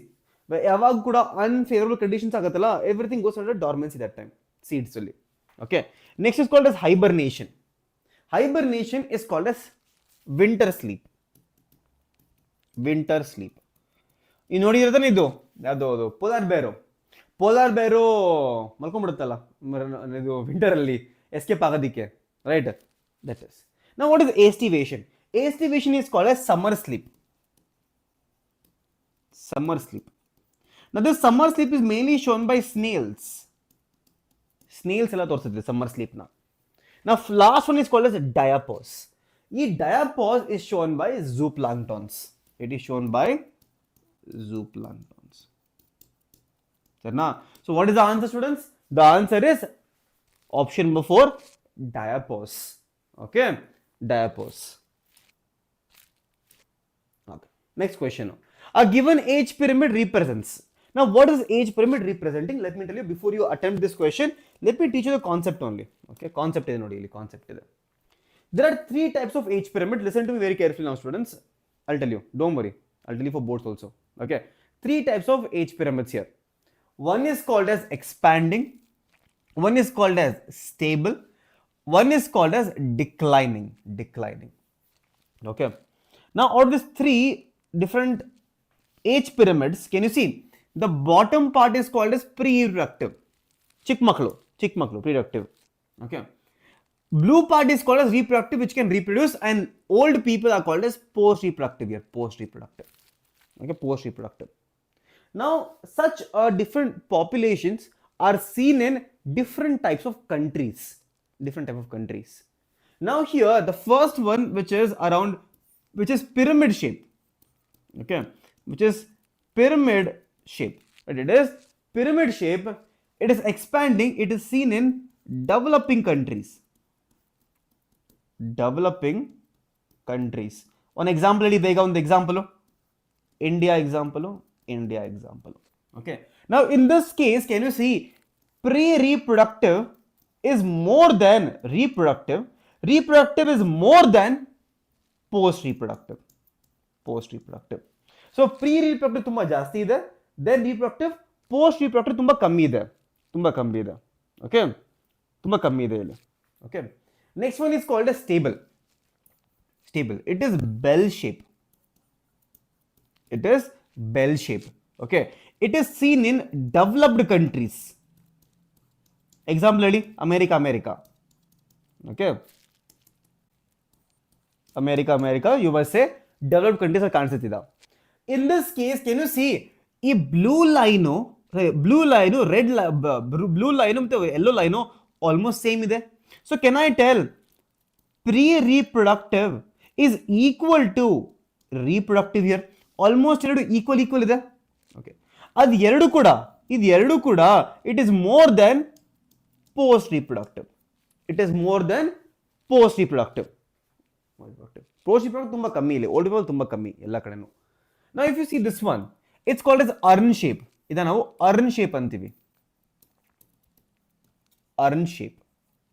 Okay, earn shape is seen, this population is seen in countries such as like Japan ಮತ್ತೆ countries which has undergoing wars, right? Syria ಆಗಿರ್ಬೋದು, Iraq ಆಗಿರ್ಬೋದು, Iran ಆಗಿರ್ಬೋದು, right, Palestine ಆಗಿರ್ಬೋದು, Ukraine ಆಗಿರ್ಬೋದು. So all of those countries ಅಲ್ಲಿ ಈ ತರ war countries ಅಲ್ಲಿ ಈ ತರ ಪಾಪ್ಯುಲೇಷನ್ ಸಿಗುತ್ತೆ. Here reproductive is the highest. Reproductive ಕಮ್ಮಿ, ಪೋಸ್ಟ್ ರೀಪ್ರೊಡಕ್ಟಿವ್ ಕೂಡ ಕಮ್ಮಿ ಇಲ್ಲಿ. ಓಕೆ, ಇಲ್ಲಿ ಕಮ್ಮಿ ಇದೆ. ನಾವು ಕ್ವೆಶನ್ ನೋಡಿ, ಕ್ವೆಶನ್ ಏನು ಕೇಳ್ತೇವೆ ನಿಮ್ಗೀಗ students, it's called as expanding. ಇಲ್ಲಿ ಪಾಪ್ಯುಲೇಷನ್ ಎಕ್ಸ್ಪ್ಯಾಂಡ್ ಆಗ್ತಾ ಇದೆ ಇಂಡಿಯನ್ಸ್. ಇಲ್ಲಿ ಪಾಪ್ಯುಲೇಷನ್ ಸ್ವಲ್ಪ ಸ್ಟೇಬಲ್ ಆಗಿದೆ, ಜಾಸ್ತಿ ಆಗ್ತಾ ಇಲ್ಲ. ಇಲ್ಲಿ ಪಾಪ್ಯುಲೇಷನ್ ಕಮ್ಮಿ ಆಗ್ತಾ ಇದೆ.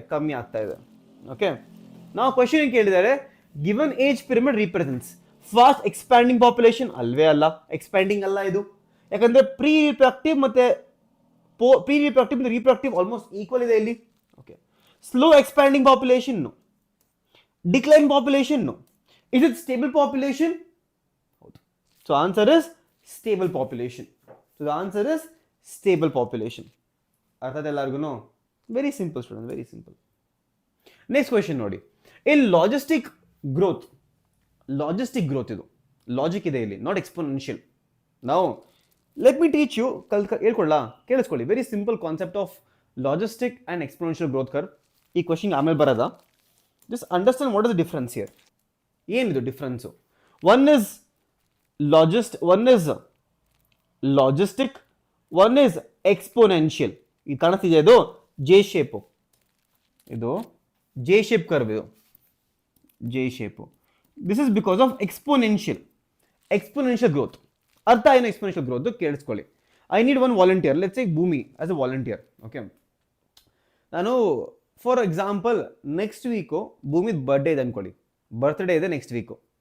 ನಾವು I will give her unlimited money. What will you do? ಪೈಸಾ ಎಲ್ಲ ಕಡೆ ಸ್ಪೆಂಡ್ ಮಾಡ್ತೀರಾ. Whatever you want you will buy. Will you keep quiet? Will you take all the money, keep it in locker and keep it somewhere? No.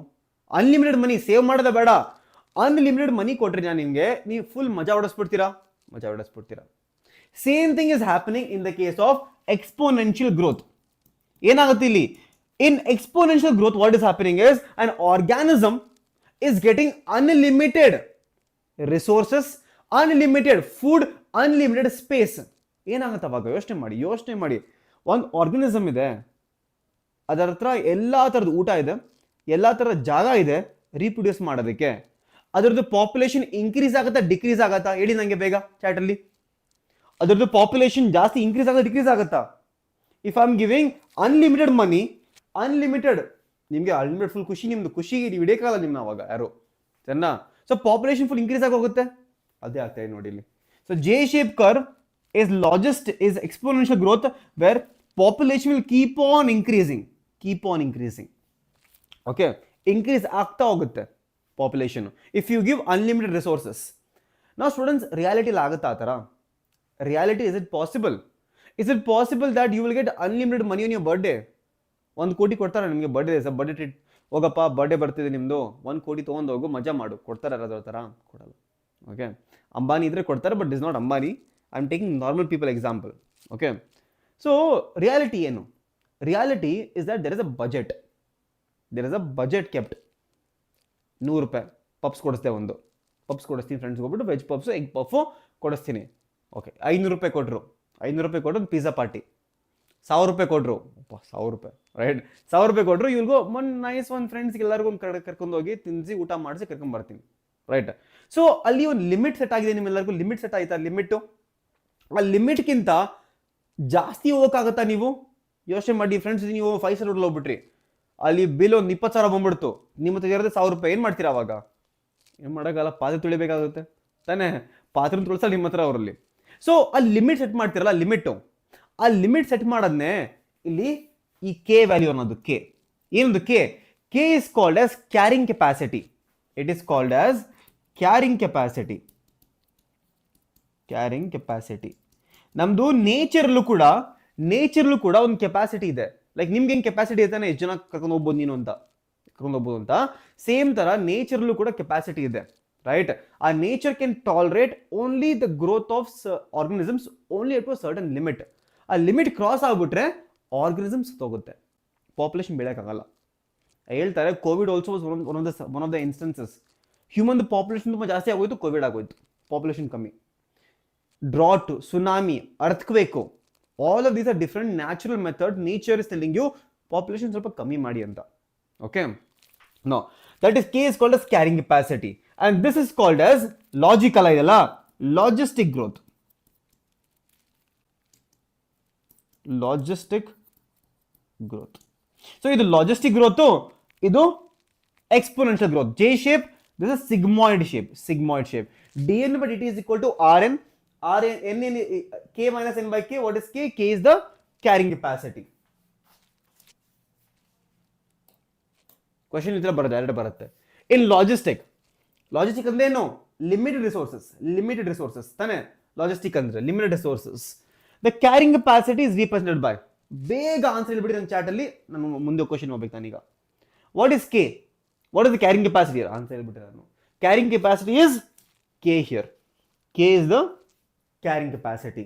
K ಎಷ್ಟು limit ಇದೆ earth ಮೇಲೆ, ಒಂದು not earth ಮಾತ್ರ ಅಲ್ಲ, ಬೇರೆ ಬೇರೆ ecosystem ಕೂಡ. Every single ecosystem has certain limit. ಒಂದು ಅಕ್ವೇರಿಯಂ ಅನ್ಕೊಳ್ಳಿ, aquarium is a normal ecosystem. ನೀವು ಒಂದು ಚಿಕ್ಕ ಬೌಲಲ್ಲಿ ಒಂದು 100 ಫಿಶ್ ಹಾಕ್ಬಿಟ್ರೆ ಬದುಕೋಕ್ಕಾಗುತ್ತಾ ಫಿಶು? ಆಗಲ್ಲ. So there is a carrying capacity to every ecosystem. Okay, ಮಾಡೋದ. ನೆಕ್ಸ್ಟ್ ಕ್ವೆಶ್ಚನ್ ನೋಡಿ. The plus sign is assigned to beneficial interaction. Plus ಅಂದ್ರೆ ಬೆನಿಫಿಟ್, ಮೈನಸ್ ಅಂದ್ರೆ ನೆಗೆಟಿವ್. ನಾವು ವಾಟ್ ಇಸ್ ಪ್ಲಸ್ ಮೈನಸ್? ಈ ಪ್ಲಸ್ ಮೈನಸ್ದು ಯಾವ ತರ ಇಂಟ್ರಾಕ್ಷನ್ ಹೇಳ್ಬೇಕು ನಿಂಗೆ ಇಲ್ಲಿ. ಮ್ಯೂಚುವಲಿಸಮ್ ಅಂದ್ರೆ ಏನು? ಮ್ಯೂಚುವಲಿಸಮ್ ಅಂದ್ರೆ ಪ್ಲಸ್ ಪ್ಲಸ್. ಅಮನ್ಸಾಲಿಸಮ್ ಅಂದ್ರೆ ಏನು? ಒಂದು ನೆಗೆಟಿವ್, ಇನ್ನೊಂದು ನಿಲ್ಲು right. 1% is getting affected, 1% is not affected at all. ಏನು ಆಗ್ತಾ ಇಲ್ಲ ಅದಕ್ಕೆ. ಕಮನ್ಸಲಿಸಮ್ ಅಂದ್ರೇನು? +0. What is parasitism? Plus minus. Parasitism ಅಲ್ಲಿ ಫಾರ್ ಎಕ್ಸಾಂಪಲ್ ತಲೆ ಮೇಲೆ ಏನಿರುತ್ತಲ್ಲ, ಏನು ರೈಟ್, ಅದು ನಿಮ್ಮ ತಲೆ ಮೇಲೆ ಕೂತ್ಕೊಂಡಿರುತ್ತೆ. It is a parasite, it is getting benefited, you are getting loss. So benefit ಅದಕ್ಕೆ, ಲಾಸ್ ಇದಕ್ಕೆ, ಪ್ಯಾರಾಸಿಟಿಸಮ್. ಈ ತರ ನೀವು ಈ ಎಂಟೈರ್ ಟೇಬಲ್ನ ಕಲಿಬೇಕಾಗುತ್ತೆ. For board exam perspective also this is very important, because in board examination they have asked you multiple times. There are 5 mark questions on this in your board exam also. So learn this table at any go. Okay, one second student, ನೋಡೋದ comment ಅಂತ ತಿಳಿಸ್ತೀರಂತ.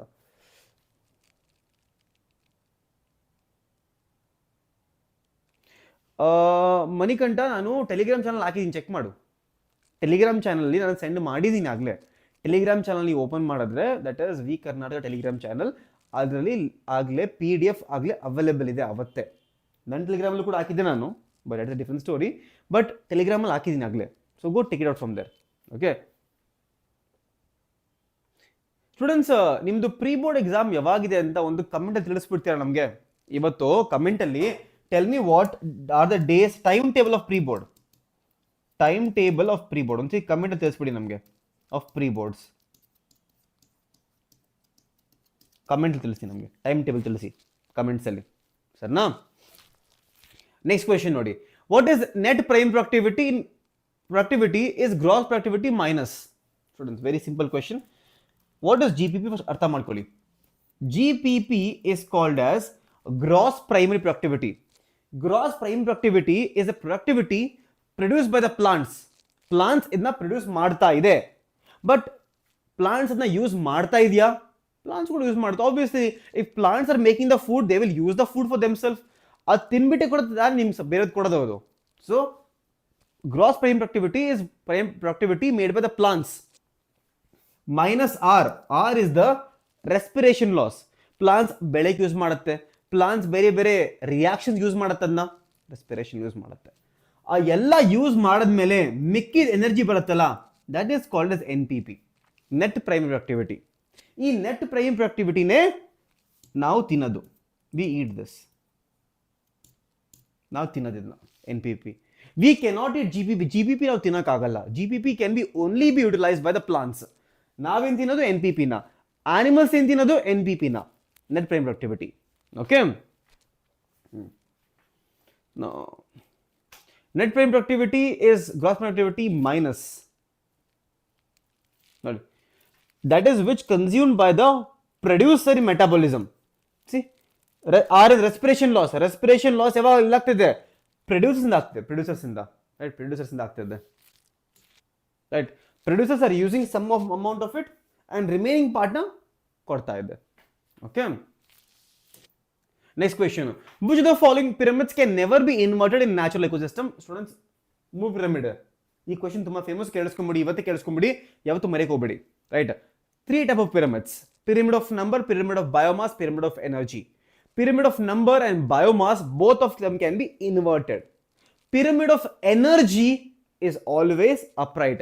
Pyramid of energy yavattu inverted aganadilla. Yake? You cannot send the energy back to the sun. ಎಸೆಕಾಗಲ್ಲ ಈ ಥರ ಸನ್ನಿಗೆ ವಾಪಸ್ಸು. Okay, ಎಸೆಕಾಗಲ್ಲ. So pyramid of energy. Next question ನೋಡಿ.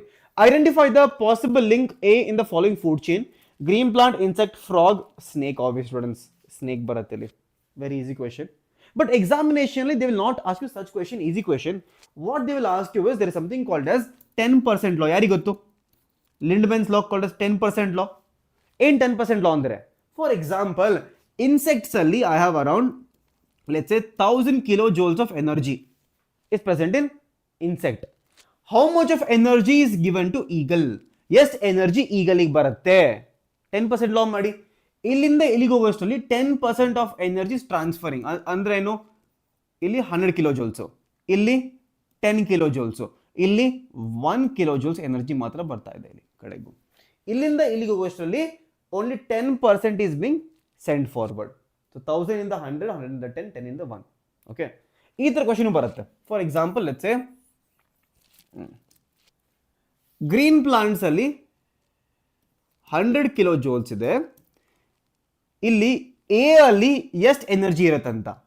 100 ಇಂದ ಏನಷ್ಟು? 10. ಈಗ ಮತ್ತೆ 10 ಇಂದ 1 ಇಂದ 0.1 kilojoules. 0.1 kilojoules. That is called as 10% law. 10% law ಮೇಲೆ ಕ್ವೆಶ್ಚನ್ಸ್ ಬಂದಿದೆ, ಸೊ ಅರ್ಥ ಮಾಡ್ಕೊಳ್ಳಿ ಇದನ್ನ. Okay, next question. What percentage of incident solar radiation is photosynthetically active radiation? ನಾವು ಇದು PAR ಅಂತ. What is this PAR? PAR is called as photosynthetically active radiation. ಅರ್ಥ ಏನು ಇದ್ರದ್ದು? ನಮ್ದು ಸನ್ನಿಂದ ಎಷ್ಟೊಂದು ತರ ಲೈಟ್ ಬರ್ತಾ ಇರುತ್ತೆ, ನಮ್ಗೆ ಕಾಣಿಸಲ್ಲ ಅಷ್ಟೇ. What we are seeing is something called as visible light. What we are seeing something called as visible light, but there are multiple different spectrum of light which we cannot see.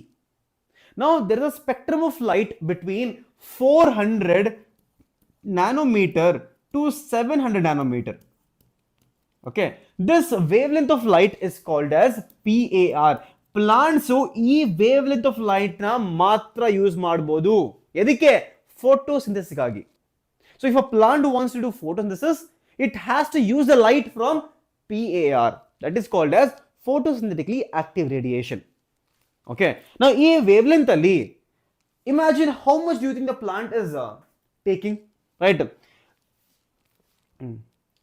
ಇಷ್ಟರಲ್ಲಿ ನಮ್ಮ entire solar radiation ಎಷ್ಟು PAR ಇರುತ್ತೆ? Entire solar radiation ಅಲ್ಲಿ ಎಷ್ಟು PAR ಇರುತ್ತೆ? PAR is actually less than 50%. PAR ಎಷ್ಟಿರುತ್ತೆ? Entire ಈ entire sunlight ಬರ್ತಿದೆಯಲ್ಲ, ಈ ಸನ್ಲೈಟ್ ಅಲ್ಲಿ less than less than 50% is PAR. ಈ PAR ಬರ್ತಿದೆಯಲ್ಲ, 50% PAR ಇದೆಯಲ್ಲ, ಕಮ್ಮಿ ಇದೆಯಲ್ಲ, ಆ 50% PAR ಅಲ್ಲಿ ಪ್ಲಾಂಟ್ಸ್ ಕೇವಲ 2 to 10% ಮಾತ್ರ ಯೂಸ್ ಮಾಡುತ್ತೆ. ಅದರಲ್ಲೂ ಕೂಡ ಯೂಸ್ ಮಾಡುತ್ತೆ ಪ್ಲಾಂಟ್ಸ್. 50% PAR ಇದೆ, 50% PAR ಇದೆ. ಆ 50% ಅಲ್ಲಿ ಕೂಡ plants are using just 2 to 10% ಅಷ್ಟೇ ಯೂಸ್ ಮಾಡ್ತಿದೆ ಪ್ಲಾಂಟ್ಸ್. ಆಮೇಲೆ ಅರ್ಥ ಮಾಡ್ಕೊಳ್ಳಿ, ಈ 2-10% ಅಲ್ಲೇ ಎಂಟೈರ್ ವರ್ಲ್ಡ್ ಸರ್ವೈವ್ ಆಗ್ತಾ ಇದೆ. ಕ್ರೇಜಿ ಅಲ್ಲ?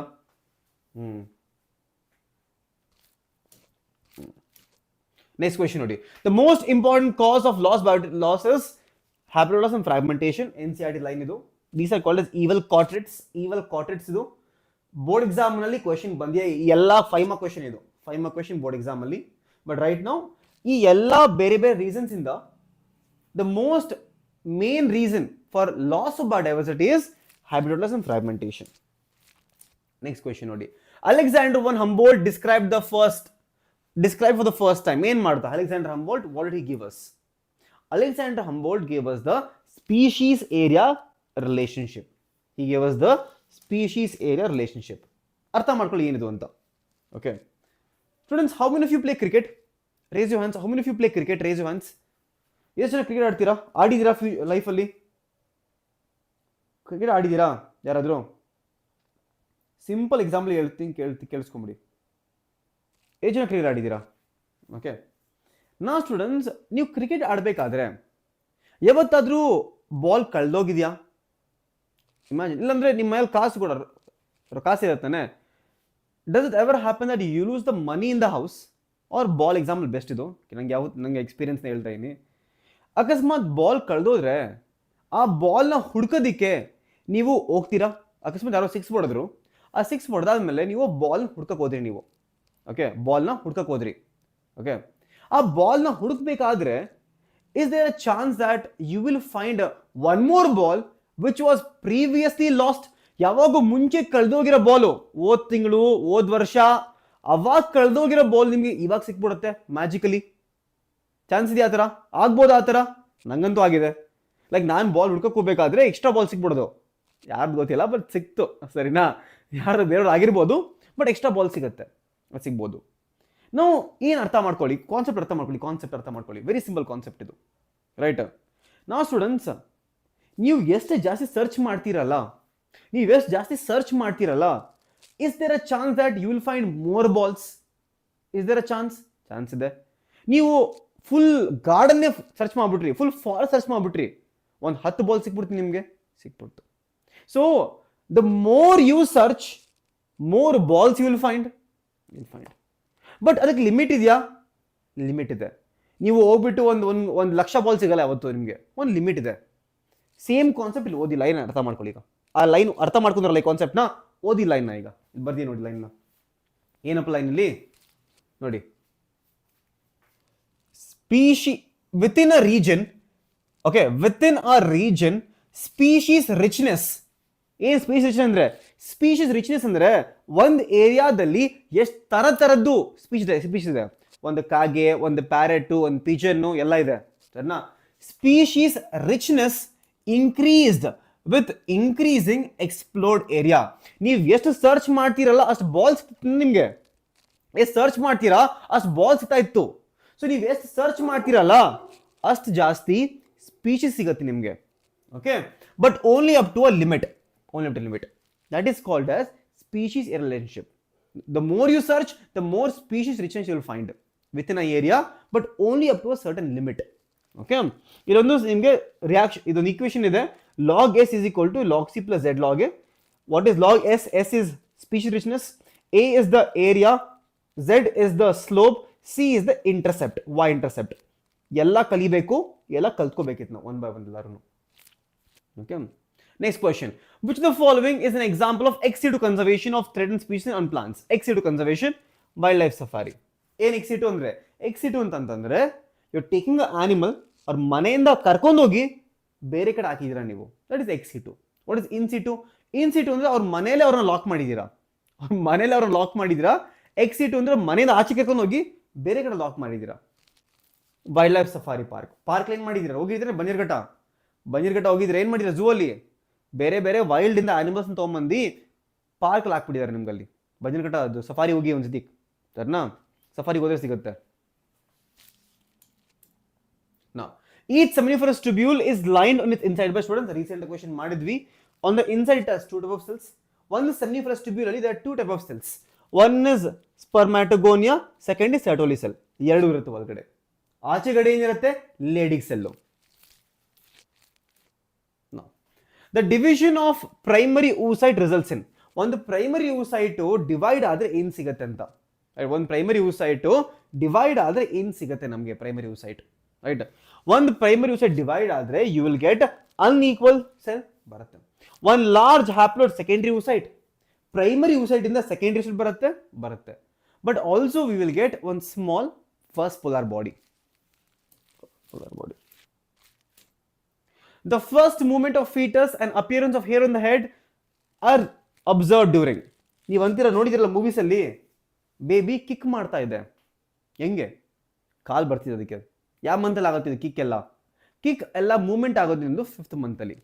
All this happen in the 5th month. ನಾವು ಸ್ಟೂಡೆಂಟ್ಸ್ ಇಲ್ಲಿ ಒಂದು ಟೇಬಲ್ ಇದೆ ನಿಮ್ಮ NCERT ಅಲ್ಲಿ. ಟೇಬಲ್ ಎಲ್ಲ ಒಂದು ಪ್ಯಾರಾಗ್ರಾಫ್ ಇದೆ. ಆ ಪ್ಯಾರಾಗ್ರಾಫ್ ಅಲ್ಲಿ ನಿಮ್ಗೆ ಕೊಟ್ಟಿದ್ದಾರೆ what happens every single month. Like ಈ ಮಂತಲ್ಲಿ ಏನಾಗುತ್ತೆ, ಈ ಮಂತಲ್ಲಿ ಏನಾಗುತ್ತೆ, ಯಾವಾಗ ಐಲಿಡ್ ಸಪ್ರೇಷನ್ ಆಗುತ್ತೆ, ಯಾವಾಗ ಲಿಮ್ಸ್ ಇನ್ ಡಿಜಿಟ್ಸ್ ಬರುತ್ತೆ, ಯಾವಾಗ ಫಸ್ಟ್ ಹಾರ್ಟ್ ಫಾರ್ಮೇಷನ್ ಆಗುತ್ತೆ ಫಸ್ಟ್ ಮಂತ್. ಸೊ ಆ ಥರ ಎವ್ರಿ ಸಿಂಗಲ್ ಮಂತ್ ನಿಮ್ಗೆ ಗೊತ್ತಿರಬೇಕು ಏನಾಗುತ್ತೆ ಅಂತ. ಓಕೆ ಸ್ಟೂಡೆಂಟ್, ಲಾಸ್ಟ್ ಕ್ವೆಶನ್ ಇದು, ಲಾಸ್ಟ್ ಕ್ವೆಶನ್. ಸೊ ಇದಾದ್ಮೇಲೆ ಗೋಪಿಕಾ ಮ್ಯಾಮ್ ಬರ್ತಾರೆ, she'll make you solve more bio questions. ಸರಿನಾ? Last question from my side. Hopefully ನಿಮ್ಮೆಲ್ಲರಿಗೂ ಮಜಾ ಬಂತು, ಸಾಲ್ವ್ ಮಾಡೋಕ್ಕೆ ಸ್ವಲ್ಪ ಕ್ವೆಶನ್ ಇಷ್ಟ ಆಯಿತು ನಿಮಗೆ. ಈ ಕ್ವೆಶನ್ ಎಲ್ಲ PDF ಆಗಿ ನಿಮಗೆ ಟೆಲಿಗ್ರಾಮ್ ಚಾನಲ್ ಸಿಗುತ್ತೆ. So don't worry about it. So last question ಮಾಡೋದು ಬನ್ನಿ. Okay, which of the following hormone is not secreted by the human placenta? Okay, human chorionic gonadotropin, it is produced. Human placental lactogen, it is produced. Progesterone, it is produced. Relaxin, it is also produced. Human growth hormone, ಈ growth hormone produce ಆಗಲ್ಲ, ಇಲ್ಲಿ growth hormone produce ಆಗಲ್ಲ, HGH produce ಆಗಲ್ಲ. Okay, ಈ ತರ ಇನ್ನೊಂದು question ಬರುತ್ತೆ, which hormones are produced only during pregnancy? Only during pregnancy is HCG, HPL and relaxin, only during pregnancy.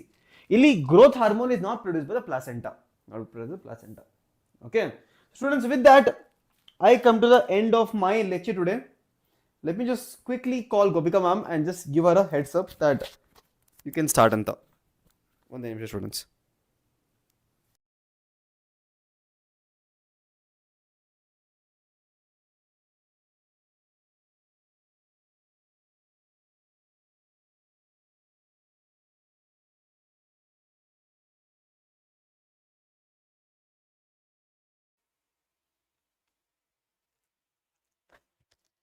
Namaskara Karnataka, welcome to We Karnataka KCET and both. Hegidira ellaru? How is the energy? So we have completed physics and we have completed botany plus mix of some zoology. Now we are going to continue with rest of the biology. Ready agidira? Yes. ವಿಡಿಯೋನ like ಮಾಡಿ, share ಮಾಡಿ, ಆಮೇಲೆ friends ಜೊತೆ ಪಕ್ಕ share ಮಾಡಿ. ಓಕೆನಾ? So start ಮಾಡೋಣ students. First question. So after this you will have chemistry and you will have mathematics. So it is going to be a combination of PCMB, right? So all the subjects you're going to get on this channel. So what are you waiting for? Quickly subscribe to the channel and answer all the questions. Biology questions are going to be super duper easy. Okay, let me see your chats one second. Yes, so many of you had so many doubts. Okay, don't worry, we will take care of all your doubts, that how to prepare for KCET from now, how to prepare in the month of Feb, March. We will tell you everything. Right now, focus on listening to the class and answering all the questions, okay? Because students, now you are in the class. You ask so many questions about what I should do in the future, what will happen in the past, what would have happened in the, in my ancestral time. So what happens? You are stressed. you're not listening to anything. So this time also gets wasted. Future, that time also gets wasted. So now, right now, only focus on solving these questions. Okay, very nice. Okay, very nice, very nice. All of you are ready? Okay, first question. So students, I have taken 11th as well as 12th. The chapters which are giving 2 to 3 questions, I have picked from 11th, and high weightage 12 chapters also I have picked. In that, one of the chapters is your Animal Kingdom. Animal Kingdom has a weightage of 2 to 3 questions. So I have picked first Animal Kingdom, and then some of the 12th topics as well as some of the 11th topic, which gives you 1 or 2 questions. Okay. Yes. So first question. The following are the statements about non-chordates.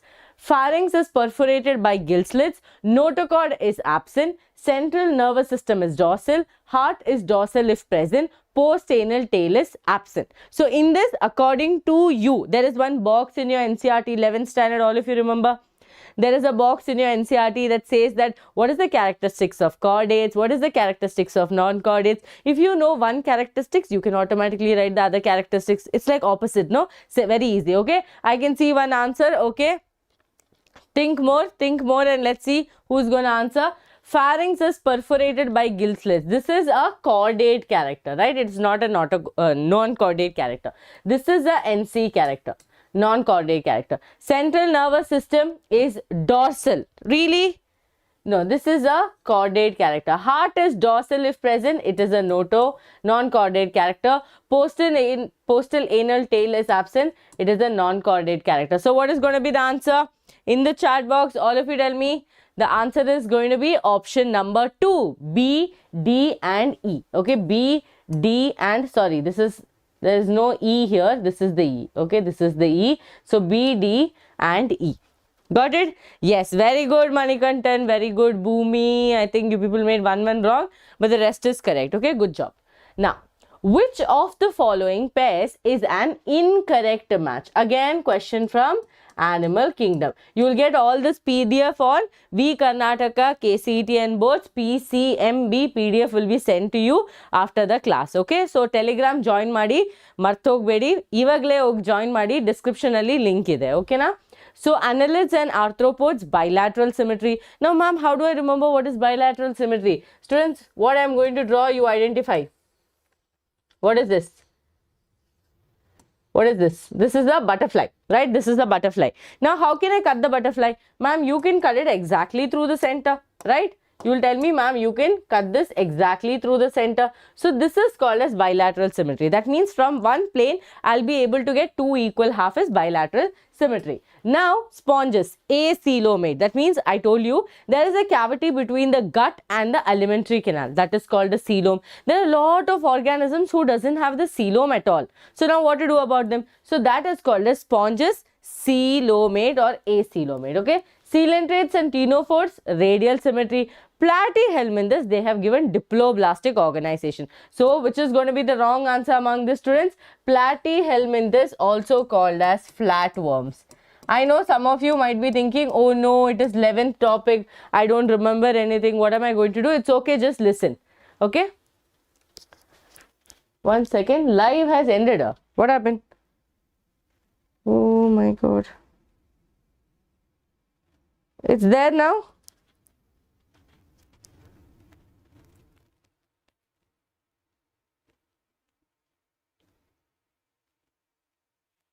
Fine. Is it fine now?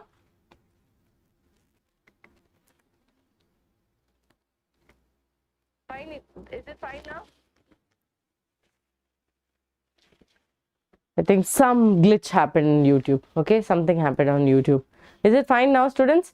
Manikantan, say me a hi. Okay, all of you tell me a hi. Vimal, Bhumi, Abhishek. Yes, fine. Okay, great. Okay, great. That's why I was thinking all of you ran away or what in 1 minute. So what I was telling, bilateral symmetry means if I take, let's say arthropod insect, no, in that butterfly is going to come. If I take it and divide it into it, I will get 2 equal halves. That is called as bilaterally symmetrical. Now what is acoelomate? That means between the body cavity, okay, between the gut wall and the alimentary canal, there is a cavity. That cavity is called as your coelom. Now, some of the organisms do not have that coelom. Those are called as acoelomate. Now, coelentrates and ctenophores, they have radial symmetry. But Platyhelminthes or your flatworms have what? They have triploblastic organization. Okay, triploblastic. Students, I will teach you animal kingdom later. Don't worry now. Just try to learn these questions. Okay, learn these questions. Yes, Roshan. Okay, okay, okay. Don't spam the chats. You can tell me a hi. Okay, yes, hi, hi. Perfect. You came now. Very good. Everyone understood you came now. Can we go to the next question? All of you answer understood. Platyhelminthes, they are not diploblastic organism. They are triploblastic organism. That means they have all the three germ layers. Ectoderm. Okay. Mesoderm. And endoderm. Okay. And endoderm. Very good, very good. Next question. The homologous organs are those that show similarity in. I told you whenever this topic comes, you are going to remember two things. HDAC. That means in a room which has HD TV, that room will also have AC. Simple, right? The room which has HD TV, they will also have AC. Now what is HD? H for homologous. H for homologous. D for divergent. Okay. A for analogous. Analogous. C for convergent. Now what about these people, ma'am? So here tell me the answer, all of you in the chat box. Yes, Roshan, answer. Yes, tell me. And quickly like the video as well. Okay, don't be confused. Like the video. Tell me the answer for this. What is the answer? The homologous organs are those that show similarity in. Homologous organs, what is the example? Four limbs of man, four limbs of whale. That means one is used for holding, one cheetah, one is used for running, one is used for flying. That means all of them are made up of humerus, radius, ulna, carpals, metacarpals and phalanges. But all of their functions are completely different.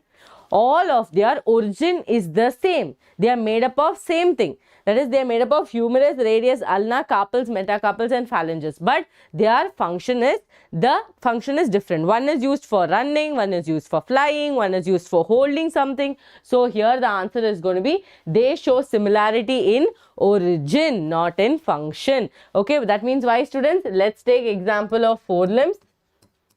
Okay, four limbs. Bones of four limbs are what? Humerus,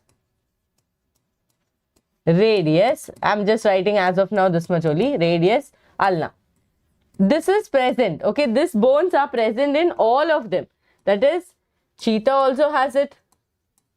Okay, now let's say Vimal also has it. Okay, Vimal also has it. Let's say Gopika Ma'am also has it. All of these people have the same thing. Bat also has it. But all of these people are using it for different function. Vimal is using it for holding phone now. Right? Holding phone. Gopika Ma'am is using it for holding the pen. Okay. Cheetah is using it for running. Bat is using it for flying. So here what do you understand? You understand that their origin is the same, but their function is completely different. Okay, so origin is the same. So because the question is similarity.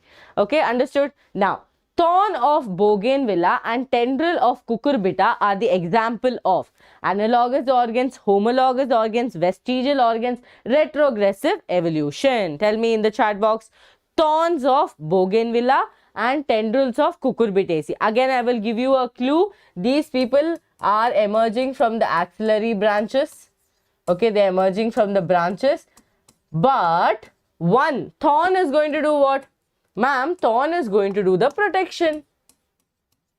Okay, students, protection, because you know, no, you cannot go and hold suddenly.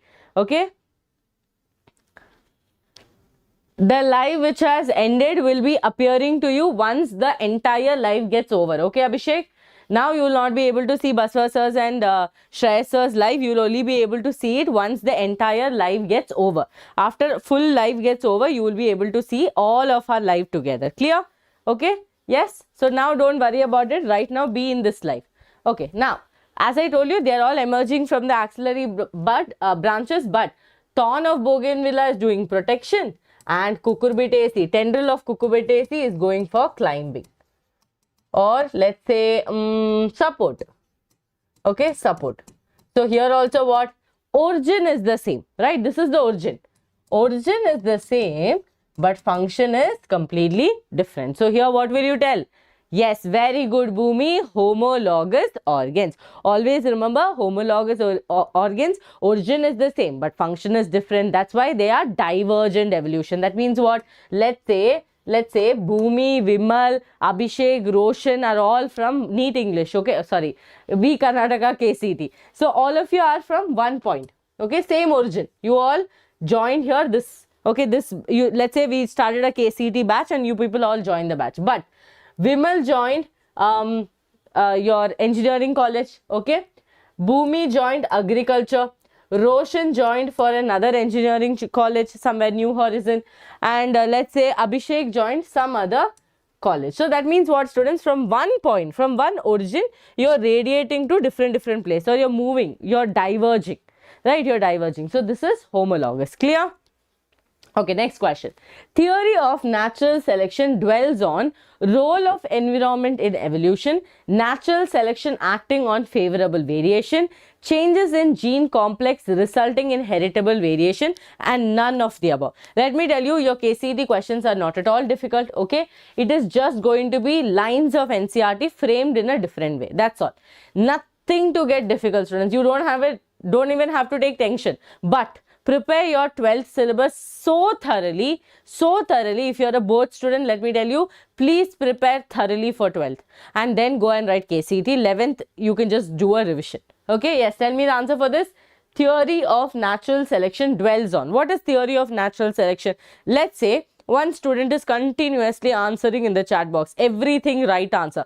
I am going to naturally look at that student and be like, yes, this student knows something. Okay, that means what? You are strongest among all of them and you are the fittest among all of them. Same way in the nature also, the organism which is able to do reproductive, okay, which are reproductive fitness, whose reproductive fitness is high, okay, reproductive fitness is good, and they are able to make progeny and they are able to survive. Okay, they are able to survive, survival of the fittest. Those people are going to be selected by nature. So the answer is going to be 2, that is natural selection acting on favorable variation. Next question. Malignant tertian malaria is caused by, that means malignant malaria. So all of you know malaria is very common and it is caused by plasmodium. Now, different plasmodiums will cause different types of malaria. Here they are asking, okay, has the live ended? No, right? Okay. 1 second, students. Is ads playing or what? Sometimes you people are running away. Okay. Here what is happening? Malignant tertian malaria is caused by plasmodium. What is the question? Okay. Vivax is there. Now, here, Vimal, very good. Plasmodium vivax causes malaria, which is right, most common malaria. But here the catch of the question is malignant. That means more dangerous, more fatal. Okay. Fatal one. That means it can cause death. Okay, it can cause death. They are asking, which is that? Which is that? So among this, yes, very good, Bhumi. It is going to be falciparum. Okay, yes, what Vimal told is the malaria normally caused by Plasmodium vivax. Okay, general that. But there is also a type of malaria which is caused by Plasmodium falciparum, which is very malignant, very dangerous, can cause death. Okay, that is the question here. Clear? Okay, very good. Now, moving forward. The pathogen responsible for causing elephantiasis are transmitted to a healthy person through what? Now, I know many of you will be like, ma'am, I'm not understanding anything. I do not know what to do. Then let me tell you, students, there is playlist here. Click on the playlist and I have taught you most of the chapters. Okay, most of the important chapters I have taught you people. And here you can see molecular basis is taught to you. Okay, all the important concepts. See, common diseases in man. In this, I have taught you about elephantiasis. Okay, so please do understand that everything is taught on the channel. What you have to do is go back and visit the channel and learn all these concepts. Now, pathogen elephantiasis is actually the causative agent is Wuchereria bancrofti. Okay, This causes elephantiasis. Now they are asking, let's say this is, okay, infected person. Okay, this is the infected person. From infected person to a normal person, how is it getting transmitted? It is going to get transmitted with the help of a mosquito. Okay, I don't know what mosquito is this. Okay, with the help of a mosquito. Okay, with the help of a mosquito, it is going to get spread. So the answer is going to be female mosquito vector. Okay. 1 second, I will reduce the brightness. Is it better now? Yes, it should be better now, right? Okay. Yes, Nikita, now it's visible. Okay, the pathogen responsible for causing elephantiasis are transmitted to a healthy person. So this is the infected person. The mosquito, the Culex mosquito is the reason for spreading the infection. Okay, spreading the infection. Now, moving forward. Interferons are secreted by. Before I go to interferons, let me tell you what is interferons. Students, in our body, all the cells are very happy together. They are selfless. That means they love each other. They will protect each other. Unlike us, we humans are selfish, no? We are like, oh, I will not tell her and give KCET channel is there. I will not tell that such nice teachers are teaching. I will not share the link. But in our body, cells are not like that. They are very helpful to each other. I'll tell you why. Let's say these are, okay, 4 cells. Okay, let's say cell A, B, C, D, E. Okay, these are the 5 cells that are there. Now what happened? One unfortunate thing happened. That is virus, okay, virus affected this cell. Virus affected cell A. Okay, now cell A is in problem, right? Cell A is going to die anyways. It is in a problem. But cell A is like, it's okay. I am going to die. It is not a problem. But I am going to help my neighbors from going to death. So what I will do? I will use interferons. Okay, I will use interferons to signal. Okay, a virus infected cell will release interferons which will signal B, C, D and E, telling that you're in danger. You're in danger. So when they get to know that they are in danger, what these people are going to do? These people are going to release antiviral protein. Antiviral protein to protect themselves. Clear? Are they like humans? No, ma'am. They are very selfless. Very good. So the answer is going to be virus infected cell. Okay, virus infected cell. Now, the class of antibodies involved in allergic reaction. Class of antibodies involved in allergic reaction. Where are you people going? 5 minutes? 2 minutes you people are missing. Huh? Okay, listen here. The class of antibodies involved in allergic reaction is IgA, IgD, IgE, IgG. Very, very good. Excellent. Answer is going to be IgE. Okay, IgE is the main person who is going to help with allergy. Next one. Taq polymerase is used in polymerase chain reaction because. So students, I have told you the steps to remember polymerase chain reaction is how you call your friends Bay, no? Bay. You call each other Bay. Bay, Bay. So instead of Bay, you erase the B and you add a D. A day. Like this you call, okay? So D for denaturation, A for annealing, E for extension. Taq polymerase. Why do we use Taq polymerase is the question. It replicates DNA faster than other enzymes. See, students, understand, PCR is a highly temperature is extremely high. Because temperature is extremely high, this is biotechnology. Since temperature is extremely high, I cannot use DNA polymerase. I cannot use the normal polymerase. So I have taken Taq polymerase. What is the reason for that? Very good, very good. It is because it is thermostable. That means it can withstand extreme heat. Okay, withstand extreme heat. Very, very good. Okay, good job, good job. Now, next question. RNAi is a mechanism to silence genes with the help of. Now, in your biotechnology, when you were studying about your melidogyny incognita, that is pest resistant gene, okay? Don't faint listening to all this words. Ayyo, what is this ma'am telling? Helta idare ma'am. Melidogyny incognita is one of the most important topics of your biotechnology applications, okay? So that topic, there is one term called as RNAi or RNA silencing or RNA interference. In RNA interference, the main thing what is going to happen, students, it is called as gene suppression. It is called as gene suppression. What is gene suppression? That means I'm minusing a gene or I'm telling that one gene, you keep quiet. Don't behave, okay? Don't act. So keep quiet, right? So that way gene suppression is going to happen, or else in other terms, or I can call it RNA silencing.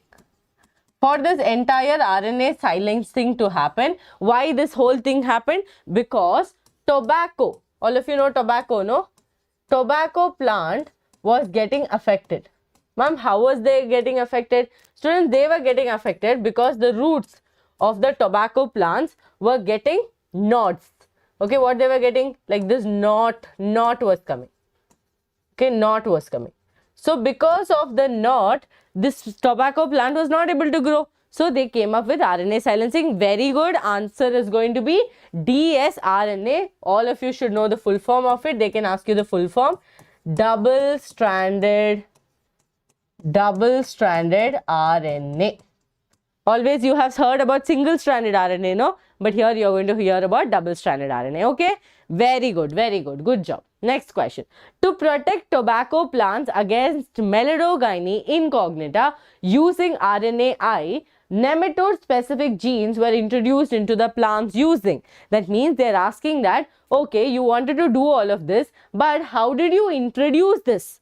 Okay, how did you introduce this into the plant? Always remember, whenever I'm trying to introduce something into the plant cell, I will always use a vector, okay, a plasmid, okay, that is Agrobacterium tumefacium.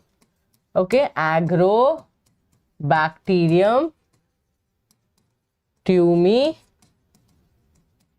Okay, remember this. So here also I'm going to use who? Agrobacterium tumefacium. So here Agrobacterium. Always remember, whenever I'm trying to insert something into my plant cell, I am going to use Agrobacterium tumefacium. And understand, students, vector is like what? Let's say this is let's say Vimal gave me this, okay, and Vimal told me, ma'am, please take and give it to this next person. So I am the vehicle, okay, and I'm going and giving this to someone else. That means what? I become a vector because I am carrying something and taking it to another person and giving it to them, right? Same thing happens here also. Agrobacterium tumefacium is carrying the desired gene and doing the job for us, okay? That is what, like how you have Swiggy, Zomato, Blinkit, Zepto, they take the things from the mart and come and give it to you. They take the things from the hotel and come and give it to you.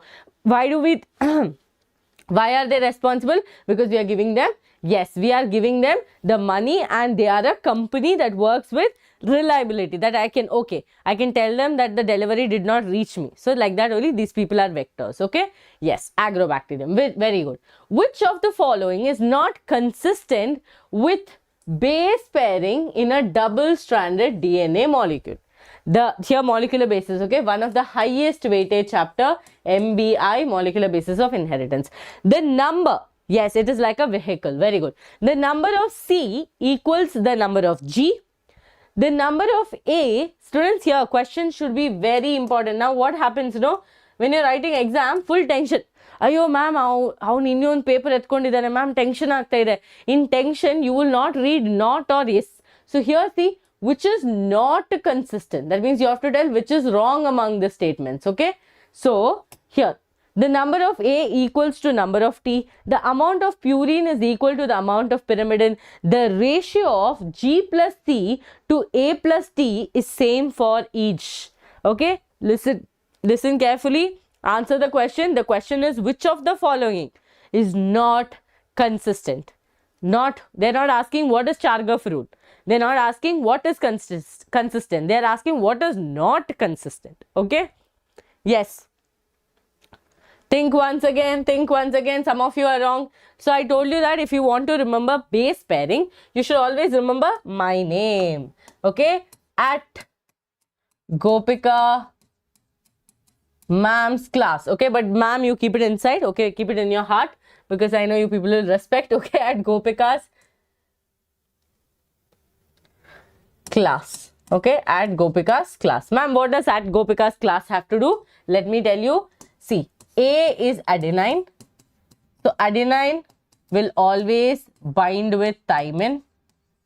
Okay, adenine will always bind with thymine. And G for guanine, Gopika's G for guanine will always bind with cytosine. Okay, with cytosine. So this is the combination. Yes, very good, Nikita. Very, very good. Excellent. Answer is the ratio of G plus C. Listen to me carefully.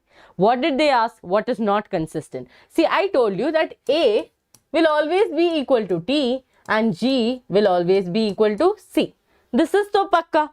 But does that mean these two people have to be equal? This fellow can be 40%. This fellow can be 60%. Chargaff told purine should be, the ratio of purine should be equal to pyrimidine. Chargaff never told that AT and GC should be equal. So what is going to be the answer? Answer is going to be the ratio of G plus C to A plus T is same for each species. Okay, clear? Yes, concept is clear? Okay, very good. Moving forward. In eukaryotes, which of the following is removed from initially transcribed RNA before it is transported to the cytoplasm for translation? RNA processing. Yes, ma'am, I remember RNA processing. Now tell me, what is RNA processing? First of all, understand RNA processing only happens in eukaryotes. Okay? RNA processing only happens in eukaryotes. So if it is only happening in eukaryotes, you should know what is RNA processing. Tell me, all of you know this answer. It's very easy. They're telling what should be removed before sending this mRNA to the cytoplasm. So first it is in the nucleus. Okay, in the nucleus it is there. From the nucleus I should send it outside. Okay, from the nucleus this fellow will go outside to the cytoplasm. Before that I have to do something. What is that? Very, very good. Excellent. It is going to be removal of introns. And please remember the process. Removal of introns is called as splicing. It's called as what? Splicing. Okay. Removal of introns is called as splicing. Okay. No, Vimal, it is first one. What is poly, A tail and phi cap end? It is capping and tailing. See first what happens, students. One kutti story I'll tell you. See. This is a gene. Okay. This is a gene.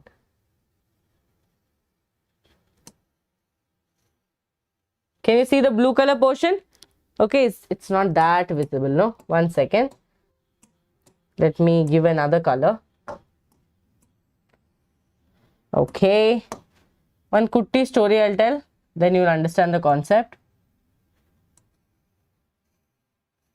Now can you see the red and blue? Yes, ma'am, I can see. So, okay. So, what is going to happen? What is going to happen, students? Here, look here. This are exons. These people are useful people, okay? The red ones are useless people. Why? They are introns. Useless means, I do not mean in other terms. That means they are non-coding. Okay, they are non-coding. Exons are there. Okay, exons are there. This exons, okay, this exons are the coding people, useful people.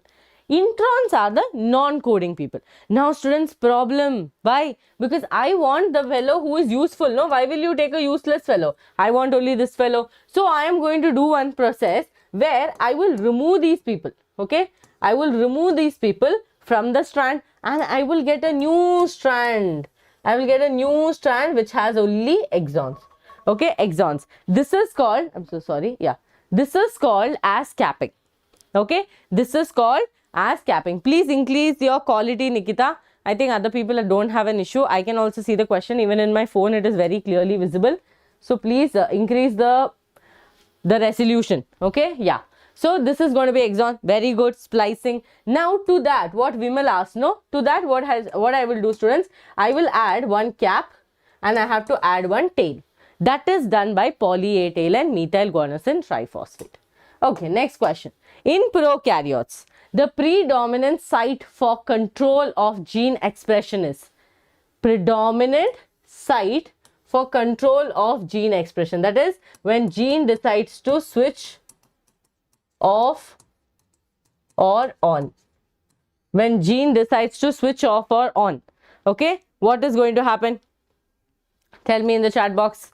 That is, gene has decided that, okay, I have to switch off or I have to switch on. Okay, so when can the gene do this? Yes, quickly. Easy question. Students, please read the question properly. It's in prokaryotes. Okay, it's in prokaryotes. In prokaryotes, there is only one stage where they can do this. That is your transcription. Why, ma'am? Because this entire process is coupled in prokaryotes. There is no RNA processing. Only process where we can do switch off is transcription. That is why, that is very good, Vimal. That is why, students, you study lacopron. All of you remember lacopron concept? If lactose is there, it is going to switch on. If lactose is not there, it is going to switch off. All of you remember in that RNA polymerase is coming. That means from DNA, if you want to make mRNA, you need the presence of RNA polymerase. So the only place that gene can decide to switch off in prokaryotes is at the transcription stage. Okay, it's at the transcription stage. Clear? Any doubts? If you have any doubts, please raise your hands or you can just directly ask me as well. Okay, very good. Now, in RNA splicing, what is going to happen? I just told the answer, so it should be easy for all of you. In RNA splicing, what is going to happen? Okay, exons are removed and introns are joined together. Introns are removed and exons are joined together. Cistrons are removed and introns are joined together. Introns are removed and cistrons are joined together. Very good. Who told? Wrong answer. Sorry. I thought it was the right answer, but wrong answer. Think once again. Who is removed? Exons are removed or introns are removed? Look here. Who is removed? Whom do I need? Look at the color combination and tell me. Look at the color combination and tell me. Exons. Extraordinary. Excellent. Exons. E for like that. Yes, very good. Vimal is correct. Introns are removed and exons are joined together. Because students, introns are the... No. They're not coding. They're like, hey, I want to relax. Okay? Don't disturb me. So they're like relaxing. So answer is going to be 2. Okay? 2. Now, hemoglobin that is bounded to carbon monoxide and therefore cannot transport oxygen is called as what? This is from your 11th portion, breathing and exchange, because breathing and exchange 1 to 2 question is possible to come. So I have picked this chapter. Okay. Hemoglobin that is bounded to carbon monoxide. Understand one thing. Okay. Understand one thing. Let me write it in a box for you. Okay. Okay. Look here. Students, oxygen is there.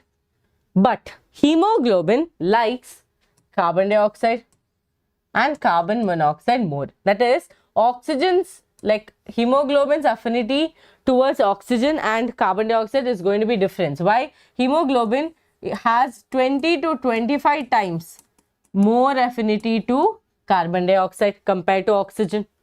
Okay. And it has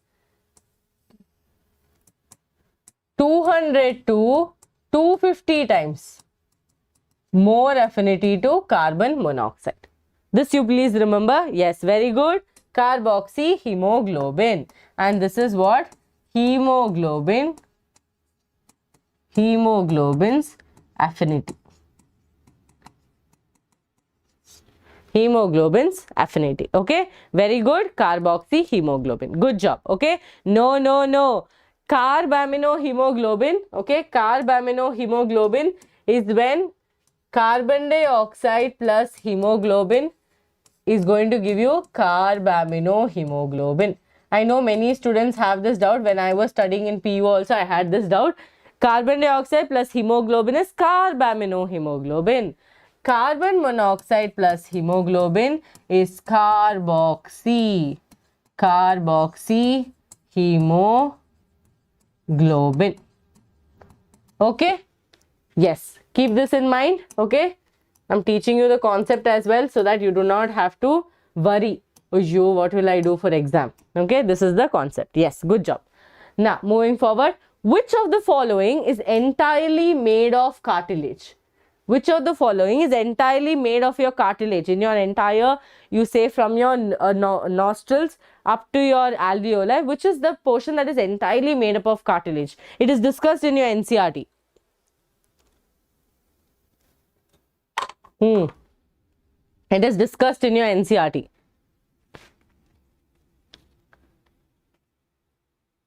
Yes, tell me in the chats. No, not at all. I'll tell you, it is the reason for your voice. I've given you the clue.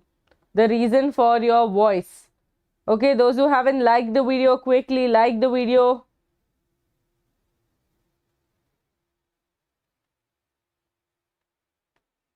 Come on, quickly. Very good, very good. Yes, okay, Mona is here.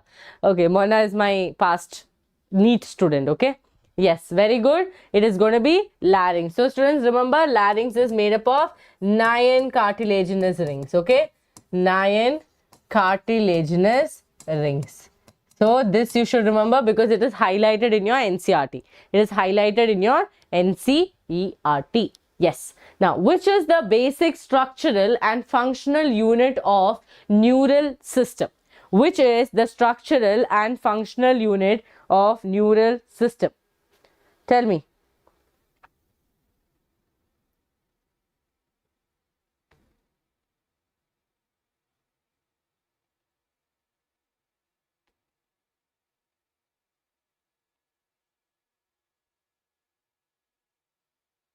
Yes.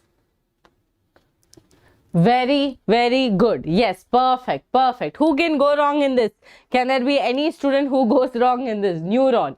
Okay, very good. Okay, what is the basic structural and unit of neural system? Now, the brain stem does not include what?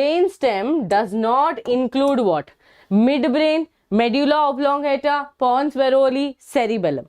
Okay, cerebellum. Come on, tell me. Yes, 3 paired, 3 unpaired. Very good.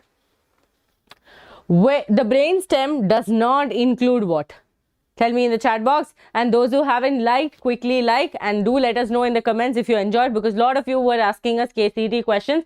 And students, this is the top likely questions. Okay, you can understand that. Okay, questions can come like this. We will be doing PYQs also. Don't worry about it. Everything you will get, students. We have been preparing for NEET students and we have been training them. You can ask our past year students. They'll tell you how we teach and how we give them practice sessions. But a lot of work has to come from your side also, because we can only teach. You have to do the learning part. Okay, very good. Come on, tell me, students. I'll give you a clue. It is MMP. Okay, it is MMP. MP like that. MMP. So one person is out. Who is the person who is going to be out? Cerebellum. Okay, cerebellum, because brainstem consists of your midbrain, medulla oblongata and pons. Okay, because again midbrain and hindbrain parts, no, that's why it's MMP. Okay, remember MP or M square P. Okay, whatever you want to remember. Yes, I can't see the chats. Tell me the answer, all of you in the chats. Very good. Yes, cerebellum. Next question. Oxytocin helps in. Okay, oxytocin helps in. Okay, we are coming to an end. Let me just give a call to Diksha Ma'am.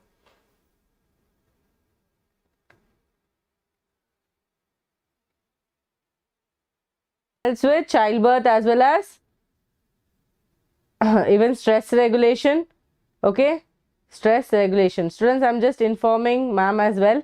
Okay, so that she can join.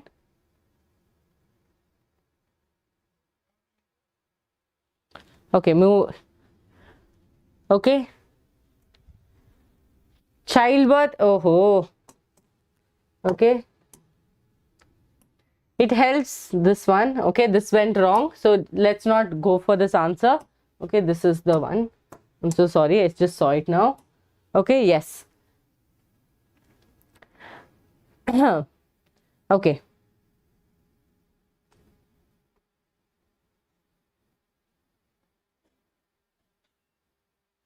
Yes, it does, students. Okay, here, understand, I wrote lactation and childbirth both because understand that initial, breastfeeding, your progesterone, yes, mainly it does, dear. But then what happens? Milk ejection. Okay, I'm not telling the whole process. Milk ejection, oxytocin does help. Okay, for milk ejection also oxytocin help. That is when the baby is trying to take the first. Okay, it's trying to suck in the blood. No, sorry, blood, milk. No, that time the first milk ejection also. This oxytocin is going to play a slight role. I'm not telling the entire process. Please do not get it wrong.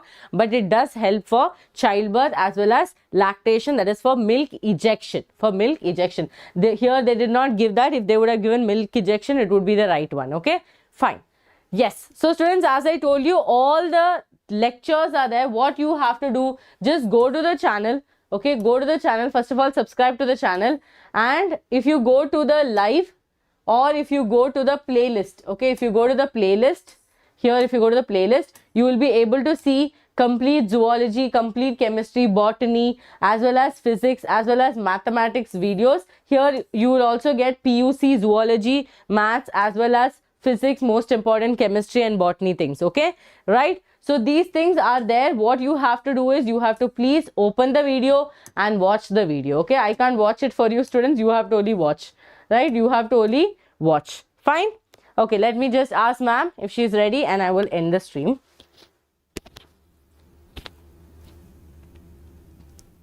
Just give me a minute. Don't go anywhere.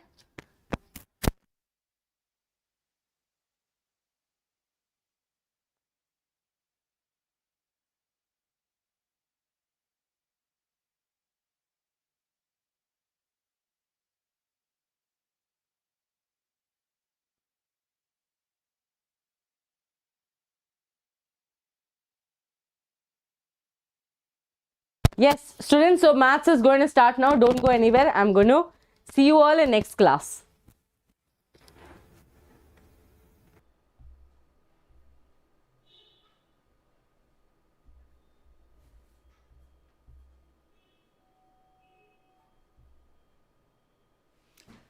Alright, my ninja warriors, we are here to ace KCET mathematics PYQs one by one. So before I start any further, do let me know that I am perfectly audible and visible clearly in the chat box. I can see so many people already have joined in, and I guess physics is done, biology is done, right? Now we are going to do mathematics, and we are going to end this whole stream with chemistry. Okay, all right. Yes, yes, yes, in the chat box. Am I audible, guys? Am I visible? Quickly in the chat box. Let me just check. Oh yes, I feel that I'm completely visible as well, clearly audible as well. Okay, so KCET Math PYQ, without wasting any time, I'm gonna start with the very first question. And guess what? Any guesses that from which chapter I'm gonna have my first question? This is, by the way, a high weighted chapter of class 11th. Okay, and that is sequence and series. The question was asked in KCET 2023, very recent, which says that nth term, can you see nth term of the series is what we are looking for. So first of all, I need to understand that what is this going on. This is 1, 3, 5, right? And then so on all the way up to infinity. So this is, what kind of series is this? Can anybody tell me? 1 plus 3 by 7 plus 5 by 7 square. Can you please ignore this? Yes, I think this is the series. Okay. So can you see this is 1 upon 7 power 0 plus 3 by 7 power 1 plus 5 by 7 square and all the way up to infinity, right? So this is nothing but AGP, guys, arithmetico-geometric progression. And I don't know how many of you know how to tackle arithmetico-geometric progression. Can anybody tell me? AGP, guys. Okay, so first of all, how are you able to at least understand, identify that this is a AGP? Understand the numerator, you can see 1, 3, 5, right? these things, right?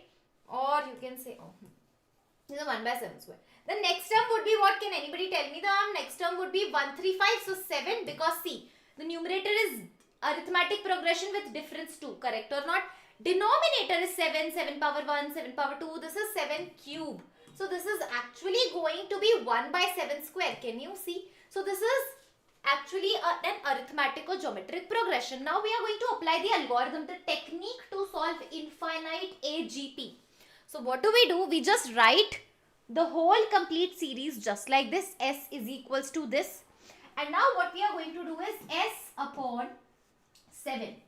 S upon 7. So basically what we are going to do is we are going to multiply this equation with common ratio of the series. What is common ratio? Can anybody tell me? Common ratio of GP. So clearly 1 by 7 is the common ratio of series. So I'm going to multiply 1 by 7 in the sum. And what we are going to get, so this is S by 7. Then this is 1. Right? 1 upon 7 power 0. Can anybody tell me? This is 1 only. Right? 1. So now 1 I am going to multiply it with 1 by 7. Because everything is getting multiplied with 1 by 7. So 1 by 7. So rather than writing it over here, I'm going to push it one step ahead and I'm going to write 1 by 7 over here. So multiplying 1 by 7 is in this will give me this. Multiplying 1 by 7 in this will give me this. Multiplying 1 by 7 in this will give me this. Multiply 1 by 7 in this, give me this. Basically what I'm going to do is, we are multiplying but we are writing one step ahead in the next step. And so on all the way up to infinity, okay. This is the very first step to solve any AGP question. Now what we can do is we can subtract S minus S by 7. If you subtract 6S by 7, by the way we need to calculate all the way up to n terms. Okay, nth term of the, they are not talking about sum, sorry. This is all about nth term guys, this is nth term. So sorry, I just got carried away. This is not very difficult question. I just thought ki, okay, they are asking sum, but they are not asking sum. They are asking nth term, guys. This is so easy. This is so basic. Okay. So 1, 3, 5, this is 7 by 7 cube. Can anybody tell me that, okay, this can be done by option elimination, okay? So if you put n is equals to 1, you should get P1. Okay, so option elimination you can do. You put n is equals to 1, so 3 by 7 power 1.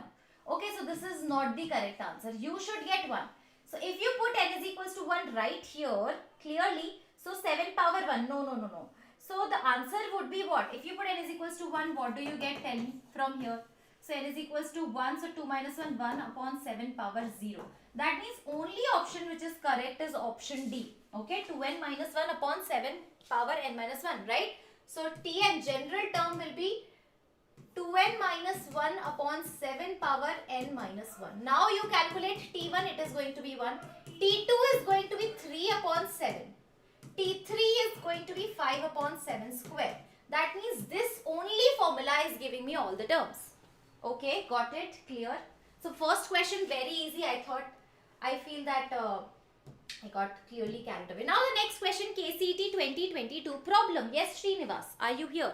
KCET 2022 guys, which says that A1, A2, A3, again sequence and series. A1, A2, A3 all the way up to A10 is geometric progression. And now geometric progression and A3 upon A1 is 25. Now understand. In geometric progression, A1 will be there, which is A. Then A2 will be what? AR.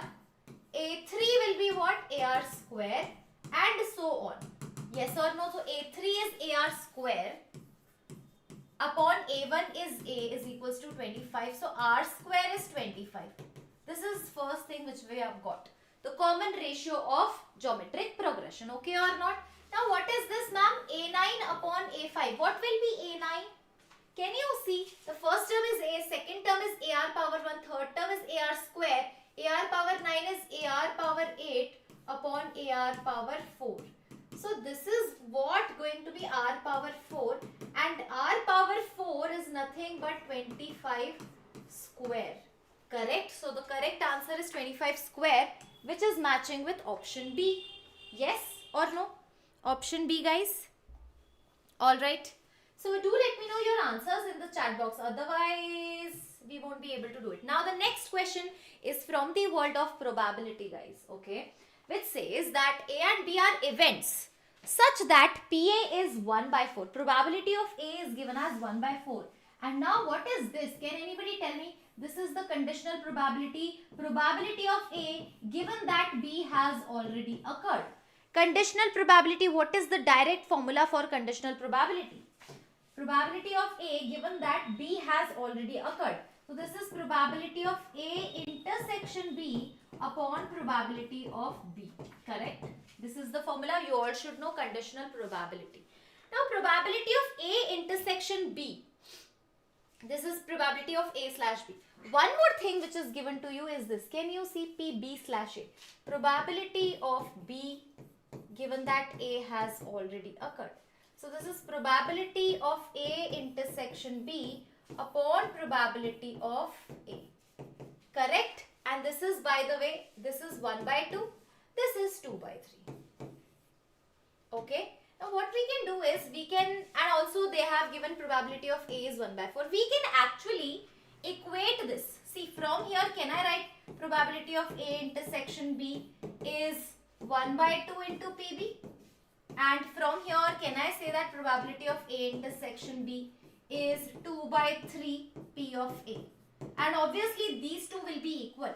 So, this implies that 2 by 3 probability of A is equals to 1 by 2 probability of B. And this probability of A, you can just clear it out and you can put 1 by 4 instead of probability of A. So, this is multiply 1 by 4, correct? So 2 ones are 2, 2s are this. So probability of B is coming out as, guys, 1 by 3. Option A is absolutely right. Can you see? Can you see? Have a look. Let me know. Yes. Clear? So what did we do? We knew this formula. Probability of A given that B has already occurred. This is the formula. Probability of B given that A has already occurred. This is the formula. We know the values. One thing which is common is PA intersection B. Calculate the value and equate them. Calculated and equated, we realize that we've got beautifully probability of B. Alright, all clear. Let us, without wasting time, quickly move on to the next, which is again from probability, okay? Anybody which is aware about, who is aware about independent events, can anybody tell me what happens when two events are independent events, okay? So basically the moment, very important concept, the moment you read this keyword, independent events, you'll be like probability of A intersection B is probability of A multiply probability of B, okay? So this is something which is right here and we are going to make use of it. Probability of A bar, probability of A complement is given, guys. So can anybody tell me if probability of A complement is 0.75, obviously the probability of A will be 0.25, yes or no? Okay, so this is first thing. Probability of B is given as X. Probability of A union B is also given, guys, 0.65, correct? Now, what we are going to do is, we are going to apply that formula, which is probability of A union B is probability of A plus probability of B minus probability of A intersection B, okay? A union B is 0.65. Plug in the value. Start plugging in the value. 0.25, guys, plus X minus A intersection B. Can you see probability of A into, so this is 0.25 X multiplication. Correct or not? Tell me. Yes? Alright. Clear. Now, it is so obvious that we are going to find the value of X. So, this is 0.30. If we, 0.65 minus 0.25, can anybody tell me? This is 6 minus 2, 4. So, 0.40. What about this? X, if I take common, 1 minus 0.25. So, 0.40 upon, what is this?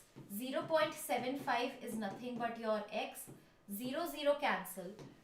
5 8s are 40.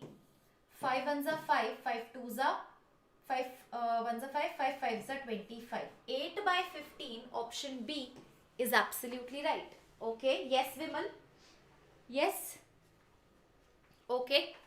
Correct or not? So what did we do? First of all, this independent event. In independent event, the intersection is nothing but the product of both the probabilities.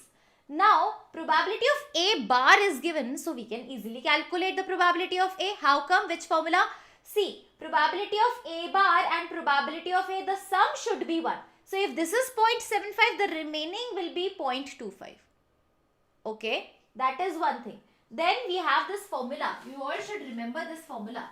Plug in the formula. Probability of A union B given. Probability of A we have just calculated. Probability of B X.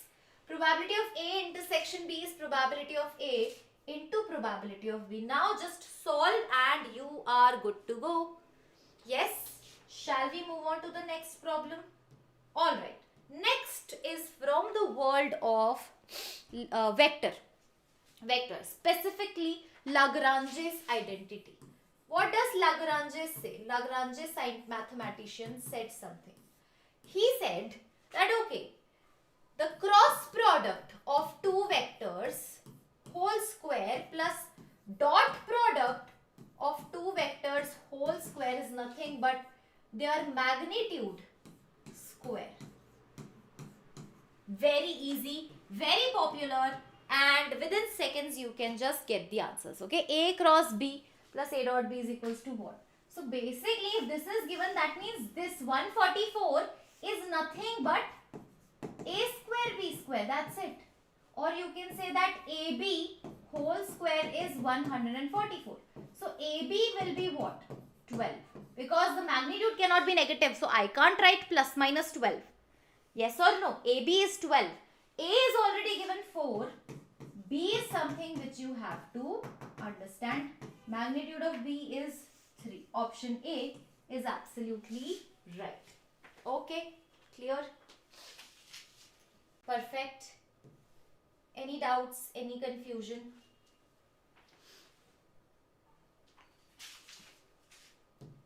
Another question on your screen, again from vectors, and this question is directly asking about what is the angle between A and B. So one equation is given to you. A plus B magnitude is equals to magnitude of A minus B. Now what we have to do is we have to check the angle between A and B. Using this, just by looking at this, we won't be able to calculate. You will just look it and anybody will tell you what is the angle. No, that's not gonna happen. Then what, ma'am? Then you just have to square both the sides, guys. Square it. So this is A square plus B square plus 2A dot B. This is A square plus B square minus 2A dot B. Clearly, A square plus B square. Can you see? This is gone.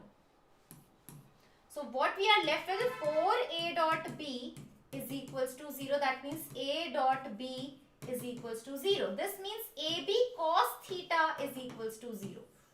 Now understand that if AB cos theta is 0, then there are 3 different scenarios.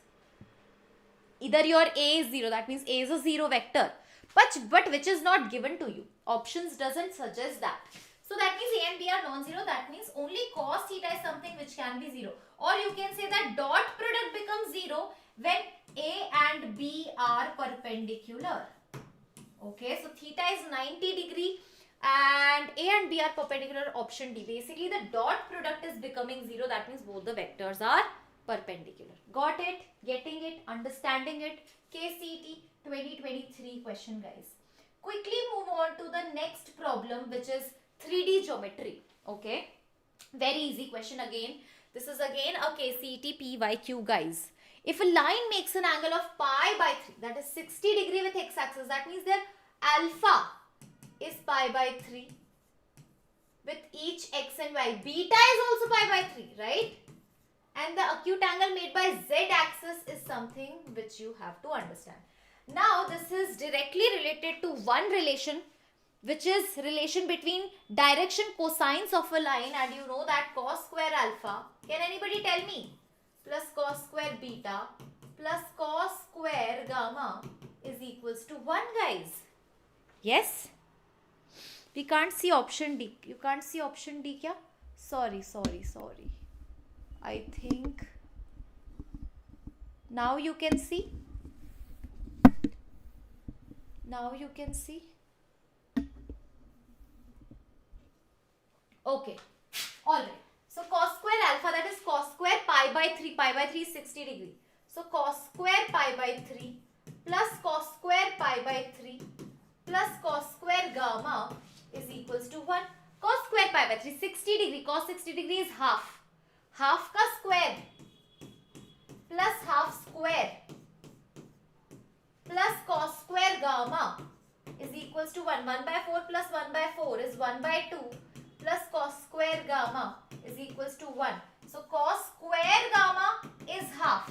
What does that mean? Cos gamma is equals to plus minus 1 by root 2, but they are only talking about acute angle. So gamma will be pi by 4, guys. Gamma will be pi by 4, which is exactly option C. Yes or no? Getting it or not? Alright, clear? Done, done, done. Perfect. Okay. Let us move on to the next problem. Again, this is again a KCET PYQ. Very important, very interesting. And this is important for your JE as well. Okay. What is this? This is asking about length of perpendicular drawn from this point to this line. Okay. So this concept is very, very related to foot of perpendicular. Understand what they are asking. There is a point 3, minus 1, 11 is right here. And you have a line which is x upon 2 is equals to y minus 2 upon 3 is equals to z minus 3 by 4. Okay. And what you are looking for is length of perpendicular. Basically, you are looking for, this is, if this is P, this is F, foot of perpendicular. You are looking for PF, length PF. How will you calculate length PF? Understand. Length PF you will calculate once you know this point F. So clearly, because F, if you get the F point, then you can apply distance formula, right or wrong. So now, understand that if at all you write this as lambda, so you have to assume a point F, right? How to calculate foot of perpendicular? There are some steps to calculate foot of perpendicular. Now you have to understand all the steps. First step is assume point on line. How do you assume point F? Second step is calculate PF vector. Third step is dot product 0 and get lambda. Okay. So assume, first step, assume point F. So point F will be, can anybody tell me, 2 lambda. This point will be 2 lambda. 3 lambda plus 2. This is how you assume a point on the line. You equate it to lambda, x by 2 is equals to lambda, that means x is equals to 2 lambda. Y minus 2 by 3, 3 lambda plus 2. Then it is having 4 lambda plus 3. Correct? Okay. PF. So PF vector will be what? Tell me. Next, so first step done, ma'am assumed the point. Now PF vector will be what? So PF vector will be F minus P. So 2 lambda minus 3, comma 3 lambda plus 2 minus 1. So 3 lambda plus 3, correct? 4 lambda plus 3 minus 11. 3 minus 11 will be what? 4 lambda minus 8. So PF vector already assumed. Okay, so this is your PF vector. Now understand. Perpendicular, something is perpendicular. I just told you. When PF is perpendicular to this line, dot product will be 0. So PF vector dot product with dr of the line should be 0. What is dr? 2, 3, 4. So clearly do it. Third step, dot product 0. So 2 and 2 lambda minus 3. That's how you calculate dot product, right? Component to component. 3 lambda plus 3. Yes or no? Plus 4. 4 lambda minus 8 equals to 0. That is how you calculate. 2 2s are 4. 3 3s are 9. 4 4s are 16. So 29 lambda, guys, is equals to, what about this? So 6. Okay. So 8 4s are 32. 32 plus 6 is 38. 38 minus, okay, so 29 lambda is coming out as 1. So dot product 0 and get the value of lambda. Third step done. Ma'am, what to do? See, you in the beginning itself you told that length of perpendicular, for length of perpendicular PF, you need to know F, and to know F you need to know the lambda. So now you know the lambda. So the moment you will know the lambda is 1, so 2 comma 5 comma 7. PF is nothing but square root of 1, then 36, then 16, correct? So this is nothing but square root of 36, 6 और 6 12, 13, 3 4 5, 53. Guys, square root of 53, option C is absolutely right. Square root of 53. Have a look, let me know. Yes, Vimal. Sorry, you are saying option D, but it is not option D, it is option C.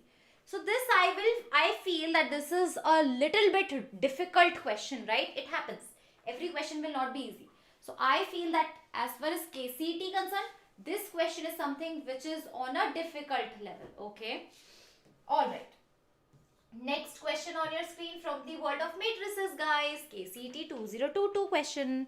Okay, so this question says if A is a 3 cross 3 matrix such that 5 adjoint of A determinant is equals to 5 determinant A equal to. So to understand this, you need to know the properties of determinants, guys. This is not gonna happen like this. First property, whenever you see any constant stuck inside the determinant, just like this, 5 is inside the determinant, you can take out this constant out, but you have to pay the price. What price, ma'am? So you have to keep it out, but the power of K will be order of the matrix. So in that case, 3 will be there.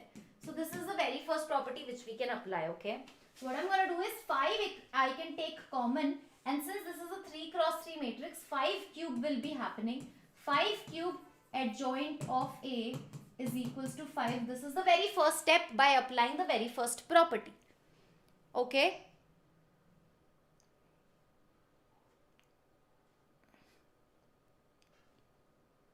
Okay.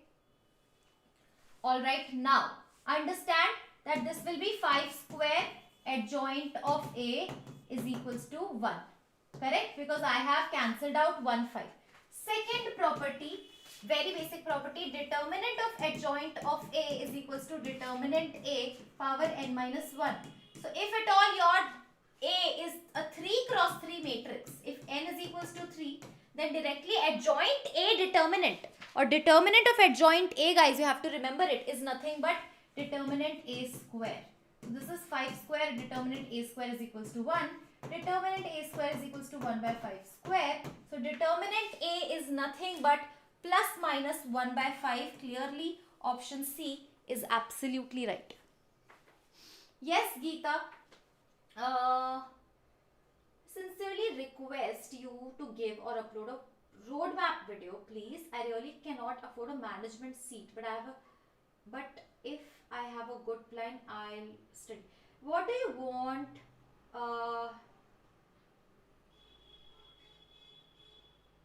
Abhishek R is also saying something, ma'am. Will one shot video will also continue? Definitely, Abhishek. Abhishek will be bringing one shot videos as well.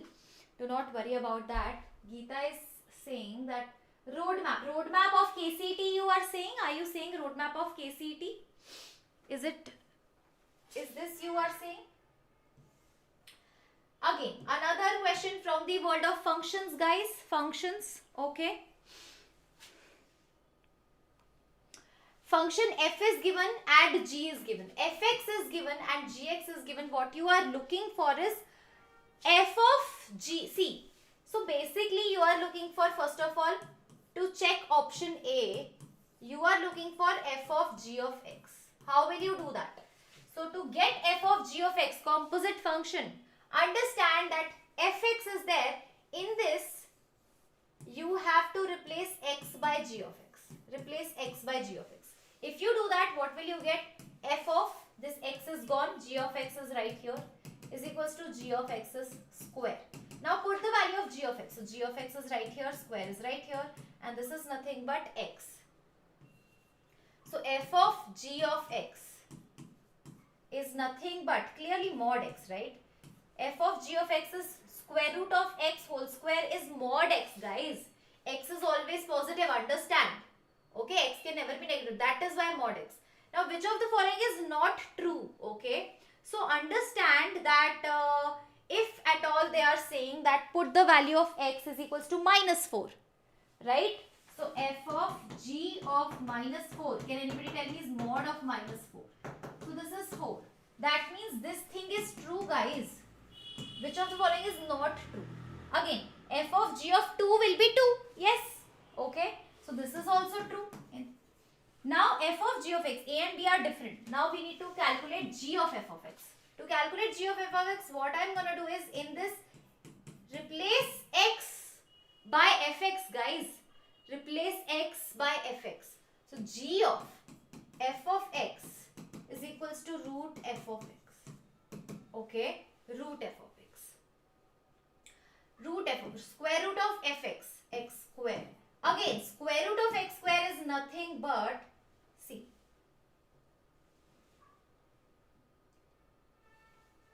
mod x. Again mod x. That means your to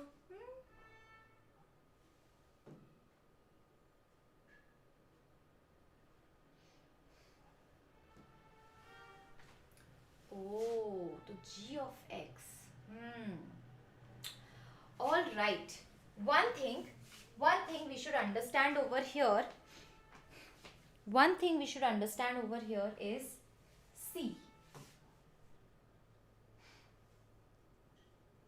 g of a negative thing is not defined, right? The moment you will go from here, na, see, g of a negative. If somebody is asking you g of minus 4, you will say not defined. G of minus 4 is not. Square root of negative quantity is not acceptable. That is why option A is something which is not true. We should just stop it over here because option A is correct. This is not true. Okay. So I think this is quite evident that g of minus 4. How will you calculate g of minus 4? G of minus 4 is square root of minus 4. Not allowed. So I'll show you the solution right here. So understand f of g of minus 4 is square root minus 4 whole square is not defined. That is why option A is not true. False. Another question which is from the world of determinant, guys. KCET, another KCET PYQ. Right? If there are two values of A which makes the determinant is equals to 86, some of these numbers. Just open the determinant. Anybody who is having trouble in opening the 3 cross 3 determinant, do let me know. Okay, I am going to open it by row number 1. 1 is right here. 2a square plus 4. Then plus 2. Can you see 4a? And then plus 5. Can you see you are having 4 2s are 8. Is equals to 86. Okay. So 2a square plus 8a plus 4. 8 5s are 40 is equals to 86. Okay. So 2a square plus 8a. This is 44 minus 86. So that is going to become 86 minus 44 is 42 is equals to 0. Or a square plus 4a minus 21 equals to 0. 7 3s are 21. A square plus 7a minus, okay, sum of these numbers. So directly you can write it from here. Sum of the roots, so a1 plus a2, sum of the roots will be what? Minus 4, guys, minus 4. Sum of roots will be minus 4. Option A is absolutely right. Okay. Alright, and the roots will be what? Minus 7, comma 3. These are the roots. If you add them, minus 4 will be there, flashing on the screen. Yes or no? Alrighty. Clear? Chalo. Next question on your screen. Next question. This is the next question again from the world of matrices, guys. Now this is absolutely easy. Again I'm going to write the same property, which is determinant Ka is nothing but k power n determinant A. So if you want to take this constant out of a determinant,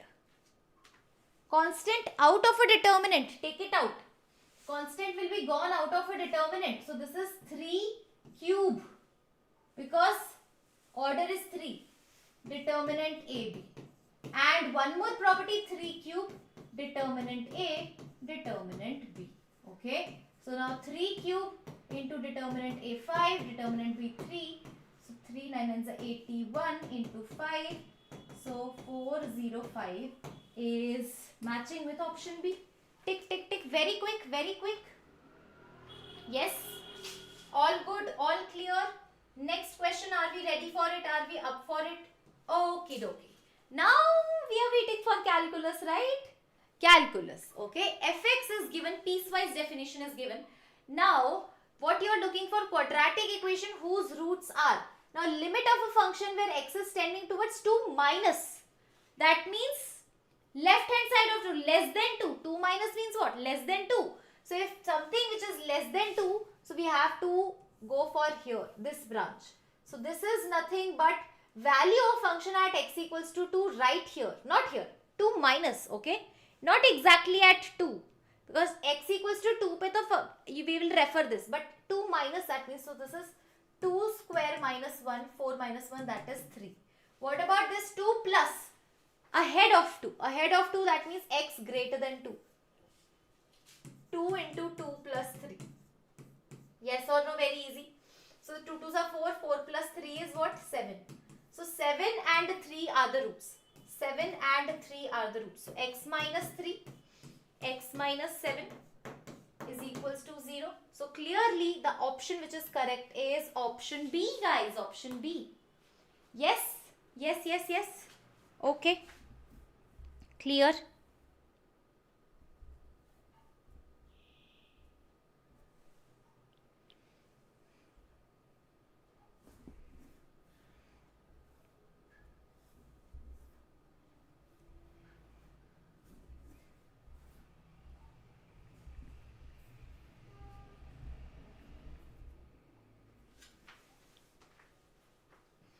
Yes.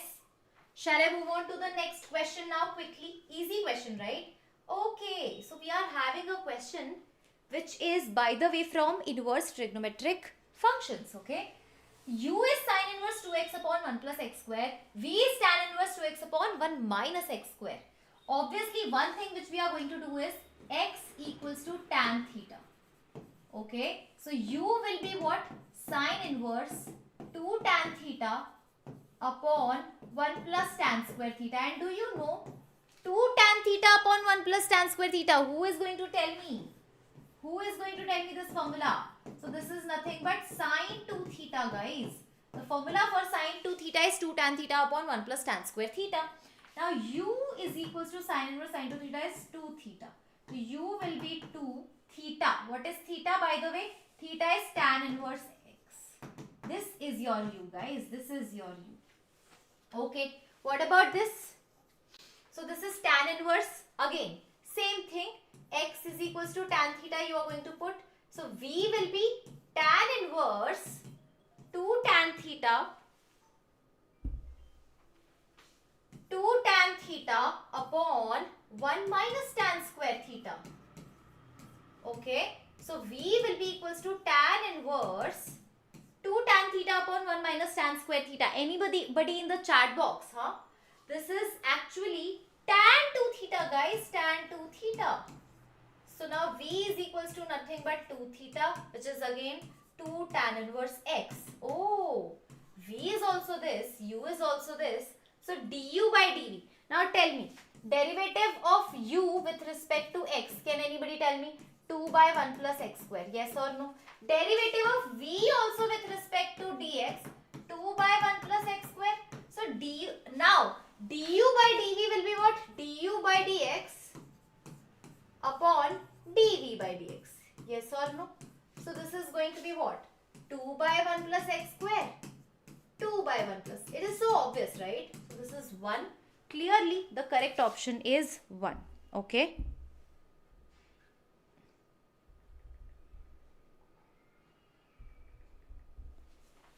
Okay.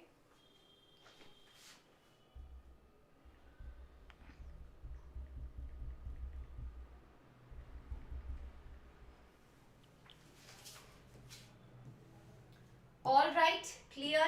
Now, KCET 2021 PYQ. Okay.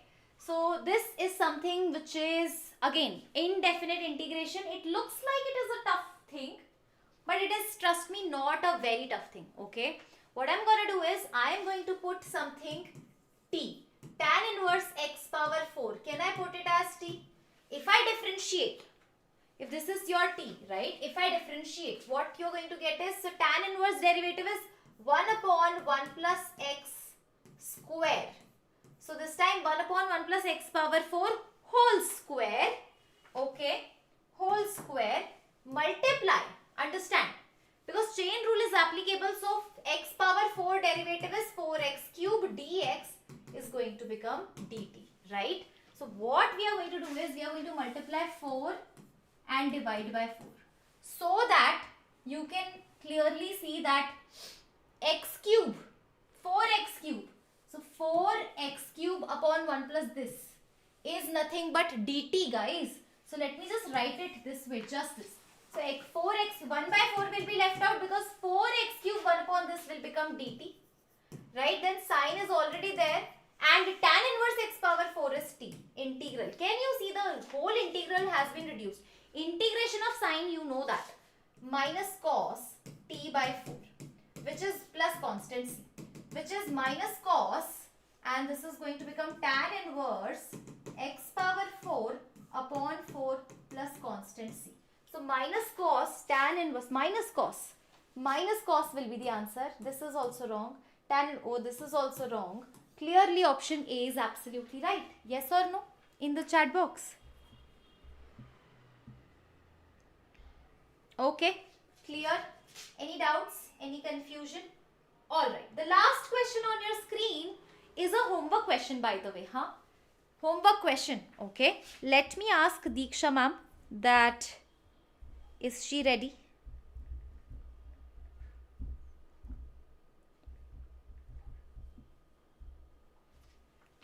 Okay. Area of the region bounded by this and the x-axis, okay?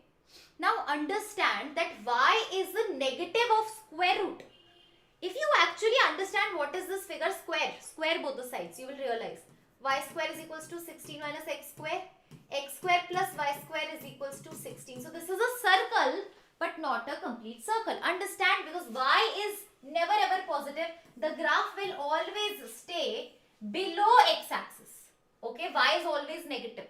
So rather than a complete circle, so radius of this circle is 4, and can you see the center is at origin. So rather than complete circle with radius 4, this is how your semicircle will look like.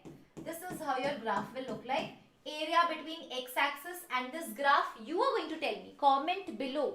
Okay. So once we are done with this live stream, just write the answer of this particular question. You have to give me in the comment section. Okay. Alright. Now we are going to call our very own Diksha Ma'am. Okay. I think she's waiting for us. Chemistry time, guys. So I'm gonna end this, and if you are having any doubts, you know what to do. You have to subscribe to our Telegram channel, which is Vedantu Karnataka Telegram channel. Link you can find in the description box right away. And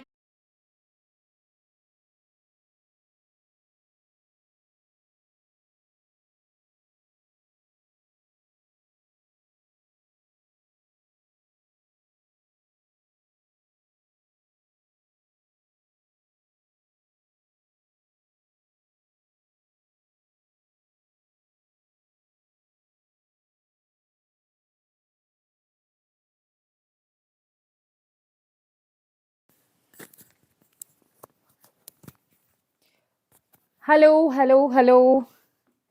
So, guys, let me know in the comment section if I am visible and audible to all of you. Kindly let me know that in the comment section so that I can start the class. And yes, so you have done maths, you have done physics, you have done bio, and now it's turn for chemistry, right? So, everybody, in KCET, what kind of questions they can ask you, right? So I have taken up those questions from full syllabus, right? So try to answer yourself also. I also want to know whether you know the answer or not, right? Okay, so if you answer it incorrectly, that's completely fine. What is important for you is to answer something, right? Use your brain, Do hit and trial method. Try to solve, answer it in the comment section.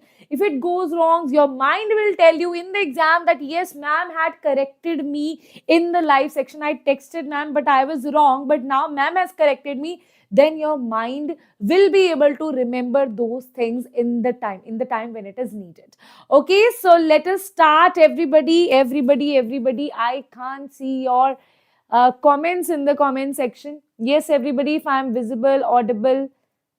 Yes, students, be active, beta. Be active. Be little active. I know it's been a long time. You are literally right now, ma'am. Please give us some break, ma'am. We are tired, ma'am. Is it the thing? Is it the thing, ma'am? We are tired, ma'am. Firstly, physics, then we had bio, then we had mathematics. Now, ma'am, it's turn for chemistry. Ma'am, we are tired. I can understand that. But trust me, this is going to be your last class of today. Right after that, you are going to relax only. Right after that, you can definitely relax. But between students, I have specially picked up questions for you. So let us don't waste our time and let us solve those questions. Okay. Yes, everybody. Yes, everybody. Chalo. So now let us start the questions here. The first question on your screen is, the hybridization of orbitals of n atoms in nitrate ion, nitrite ion and ammonium ion respectively are. Now, if they ask you the hybridization, just know this formula, apply this formula here. This is from chemical bonding, okay? So, hybridization, let's denote it by Z. I am denoting it by Z. So, Z equals to half of number of, or you can say valency of, number of valence electrons. Just write number of valence electrons, plus number of monovalent ions, the one which have valency number 1, okay, the one which has valency 1, hydrogen, monovalent atoms, minus of positive charge and plus of negative charge, addition of negative charge, okay, overall negative or positive charge, what you will have, right? This is a whole bracket that you're going to have here, right? Full bracket here and full bracket here. Now, let us answer these questions here. First is, let me draw 3 divisions here because we have 3 compounds, right? So guys, we have 3 compounds and these 3 compounds are, first is NO3 negative, then we have NO2 negative, right? Then we have NH4. It's a very, very simple question. You just need to know that this is the formula. That's it. Okay. Otherwise, it's a very simple question, right? Now, if I talk about NO3 negative, right? Now, if I talk about this particular thing, number of nitrogen, it belongs to group number 15, right? So that means 5 are the valence electrons that it will have. So it will be half. This is 5. This is number of monovalent. There is no hydrogen in this compound. So there is 0. Number of monovalent is 0. Any negative or positive charge? Yes. There is one negative charge. So negative charge will be added here. That means electrons it is gaining. So negative charge will be added here. It is one negative charge you have. No? So it will be added here. So answer will be 6 by 2. It is 3. Right? Okay, I'll tell you what is 3, what is 2, what is 1. Firstly, let's calculate the digit value of Z. What about this one? What about this one? This is equals to half. This is nitrogen. Again, 5 valence electron, no monovalent ion. There is one negative charge here, right? Okay, there is one negative charge here. It should be NO2 2 negative. Okay, it should be NO2 2 negative, but okay, fine. Okay, there is one negative charge, so it will be plus 1 here, right, students? So I think the print is wrong here. It should be NO2 2 negative, not NO2 negative, right? But if they have given NO2 negative only, then we'll calculate for this one only. Let's see if we matches the answer, right? So it will be half, and this is 6, and that will be 3 only, right? What about this one? Here Z is equals to half. Nitrogen is 5 valence electrons plus 4 monovalent atoms you have, that is 4 hydrogens you have, -1. Reason being there is +1 positive charge and positive charge is subtracted here. So it will be -1. So here it is 4. This is 3, 5, 6, 7, 8 by 2. That is nothing but 4 only. So here if we talk about the answer, that is going to be, see, if you have answer of Z is 2, it should be SP. If answer of Z is 3, it should be SP2. If answer of Z is 4, answer will be SP3. So here it is 3, so answer will be SP2. This will also be SP2 and this is going to be, and this 4 is going to be SP3. This is going to be SP3. So SP2, SP2, SP3, as you can see, A will be the correct answer. That is SP2, SP2, SP3. So A is going to be the correct answer. Is that clear? Right? Okay? Yes. Yes. Yeah, that is not mentioned here. I don't remember that. But in the next class what we will take, I'll surely mention the previous year question also. What is the year of that previous year? Okay? Okay, I'll take that in mind. Right? Okay? So guys, that is going to be the answer. Next is, okay, so that becomes A is your correct answer. SP2, SP2, SP3. Now, next question guys, on your screen, we have a complex is represented as COCl3.XNH3. It's a very nice question, okay. So, it is represented as COCl3.XNH3. It's 0.1 molar aqueous solution. See, it's a very, very simple question, right? But two concepts are involved here. They have linked solution chapter with the coordination compound Werner's theory, right? Otherwise it's a very, very simple question, okay? So basically what they are saying that a compound is represented as this. Just ignore this thing here. First it is see, it's 0.1 molar aqueous solution. That means molarity is given to be 0.1, right? Shows delta TF is this. Delta TF value is also given to us. That is 0.558. Okay. Now they are saying Kf for water is also given to us. That is 1.86. Right. Now they are saying the value 100% ionization. That means alpha is equals to 1. Right.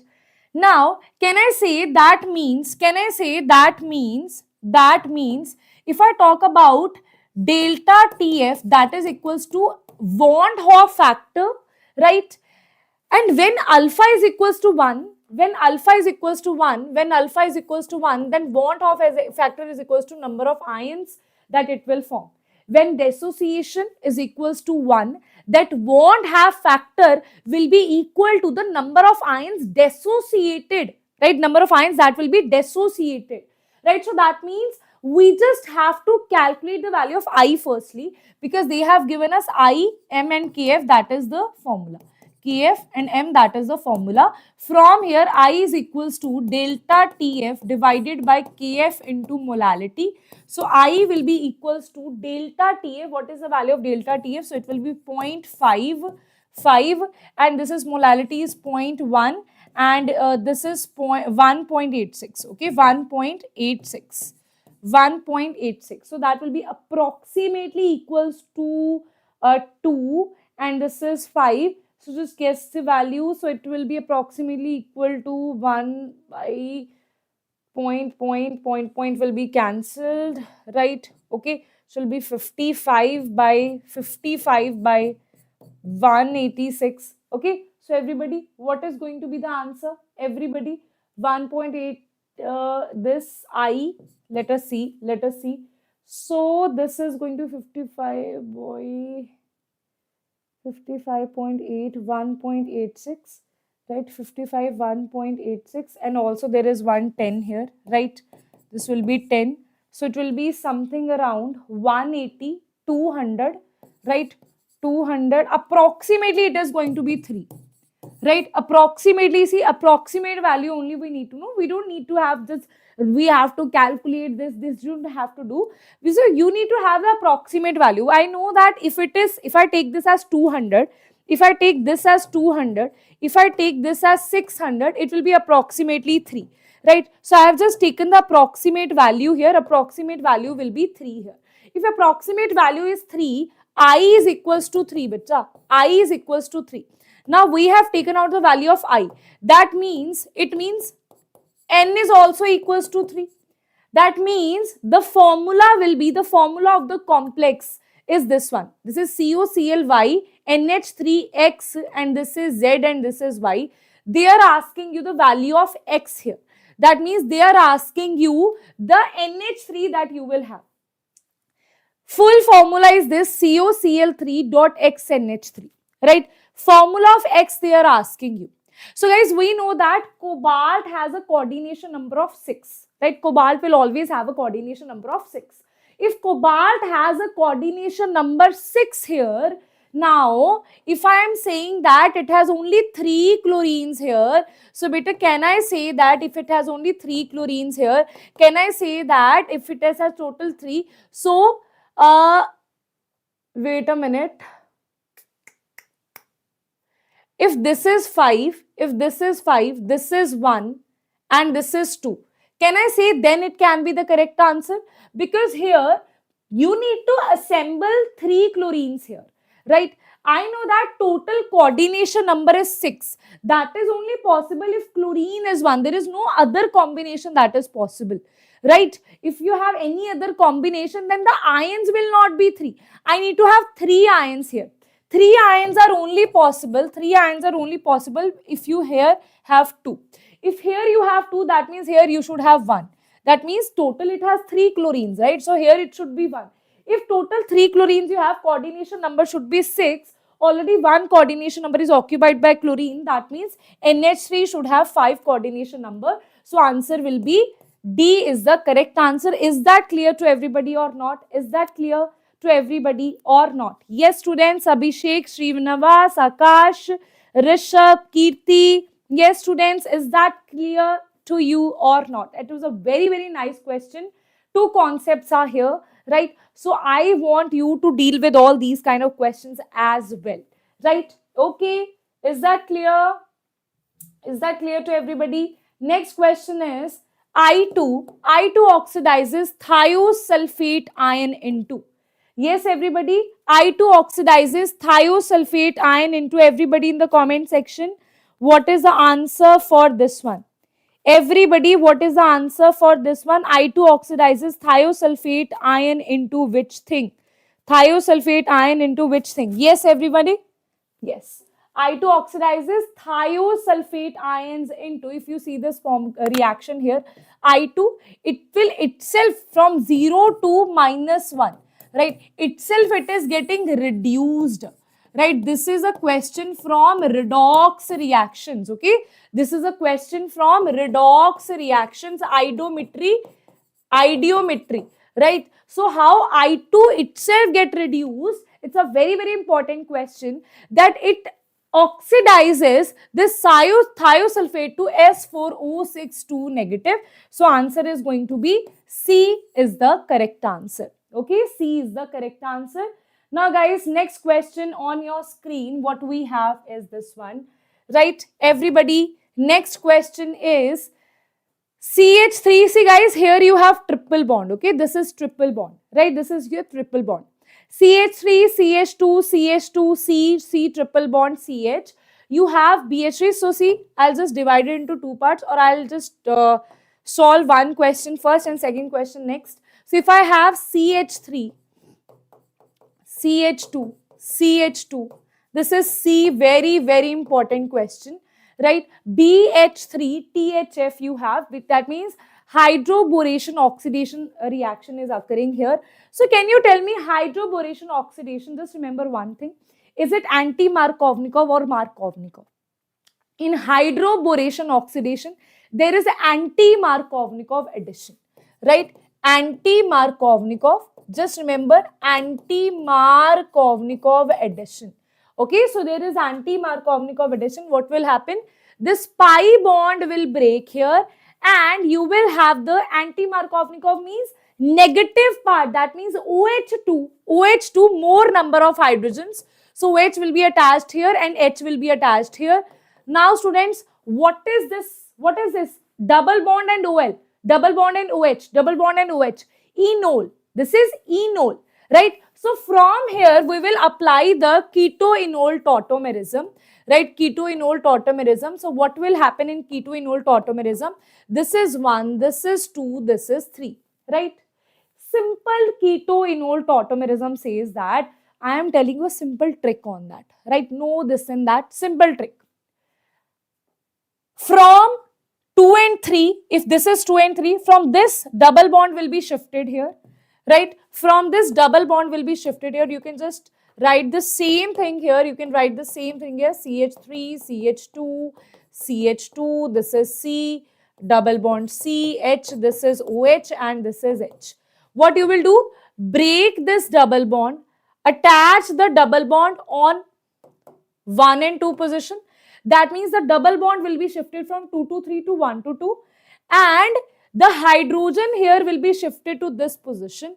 That means here it will be CH2, and this is going to be the answer. This CHO is nothing but this is CHO only, right? Aldehydic. So that is going to be the first answer for this A part, right? X is going to be this one, right? Now let us see what is going to be the answer for Y.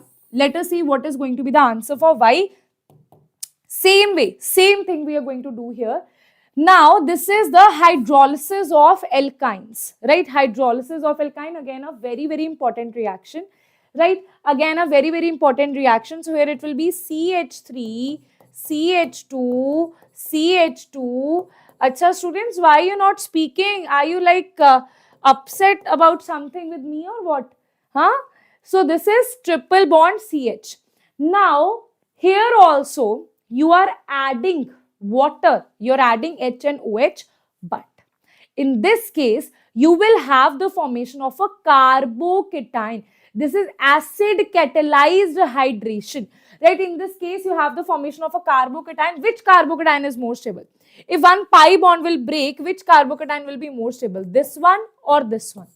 Definitely this carbocation is more stable, because here, because of the inductive effect, this carbocation is more stable. Hence what we will do, just erase this thing. This carbocation is formed, always remember, carbocation is formed not in the terminal position, in the middle position, okay?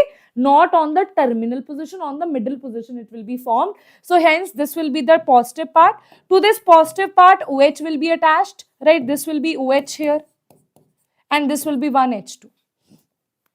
Again, you have enol formation. Can I say again tautomerism will occur here? Tautomerism again, right? Tautomerism is CH3, CH2, CH2, C. This is CH2. Now, what will happen? This double bond is shifted here, so it will be double bond O, and this hydrogen is shifted here, so it will be CH3, right? So tell me, what is the relation between this and this? What is the relation? X is this and this is Y. What is the relation? Yes, guys? Yes, guys? Yes, Teggy Bites, please write. Now, guys, what is going to be the correct answer, everybody? Now, what they're asking you what kind of isomers they are, right? See, as you can see, this is having CHO group, this is having CO group. So definitely they are functional isomers of each other. Answer is A is going to be the correct answer, right? Okay. Next question on your screen. Next question on your screen.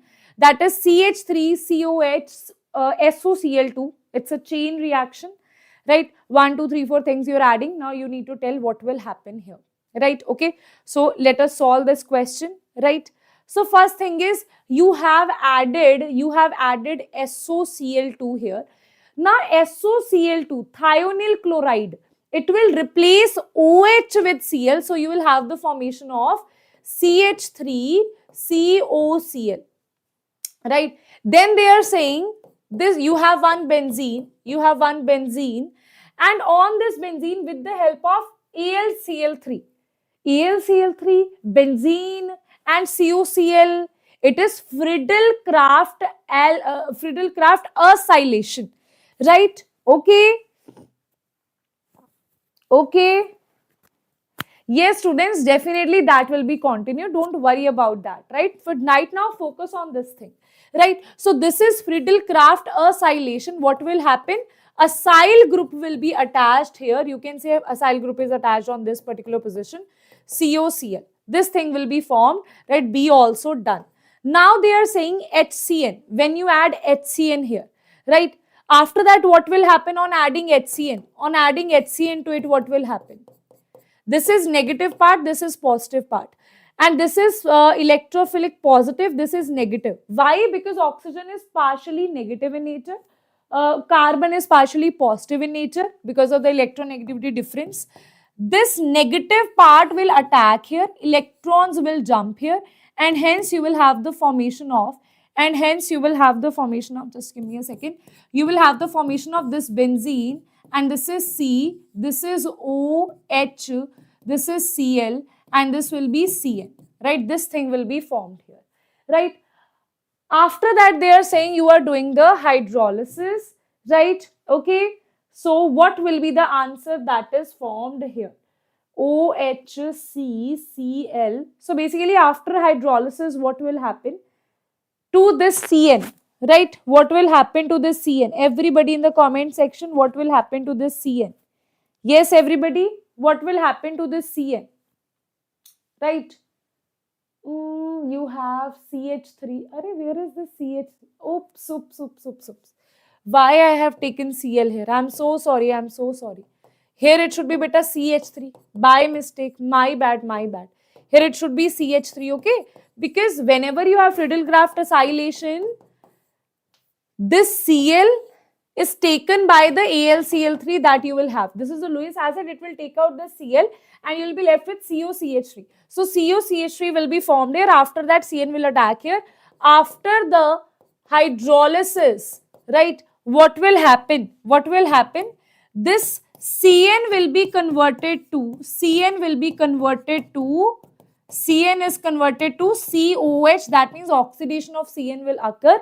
And this is converted to COH. So answer will be COH, CH3OH. So answer is going to be A is the correct answer. Is that clear to everybody? How A is the correct answer, guys? How 3 reactions we did here. Here Cl is replacing OH. And after this, what is happening? After this, Friedel-Crafts acylation is happening. COCH3 will be formed here.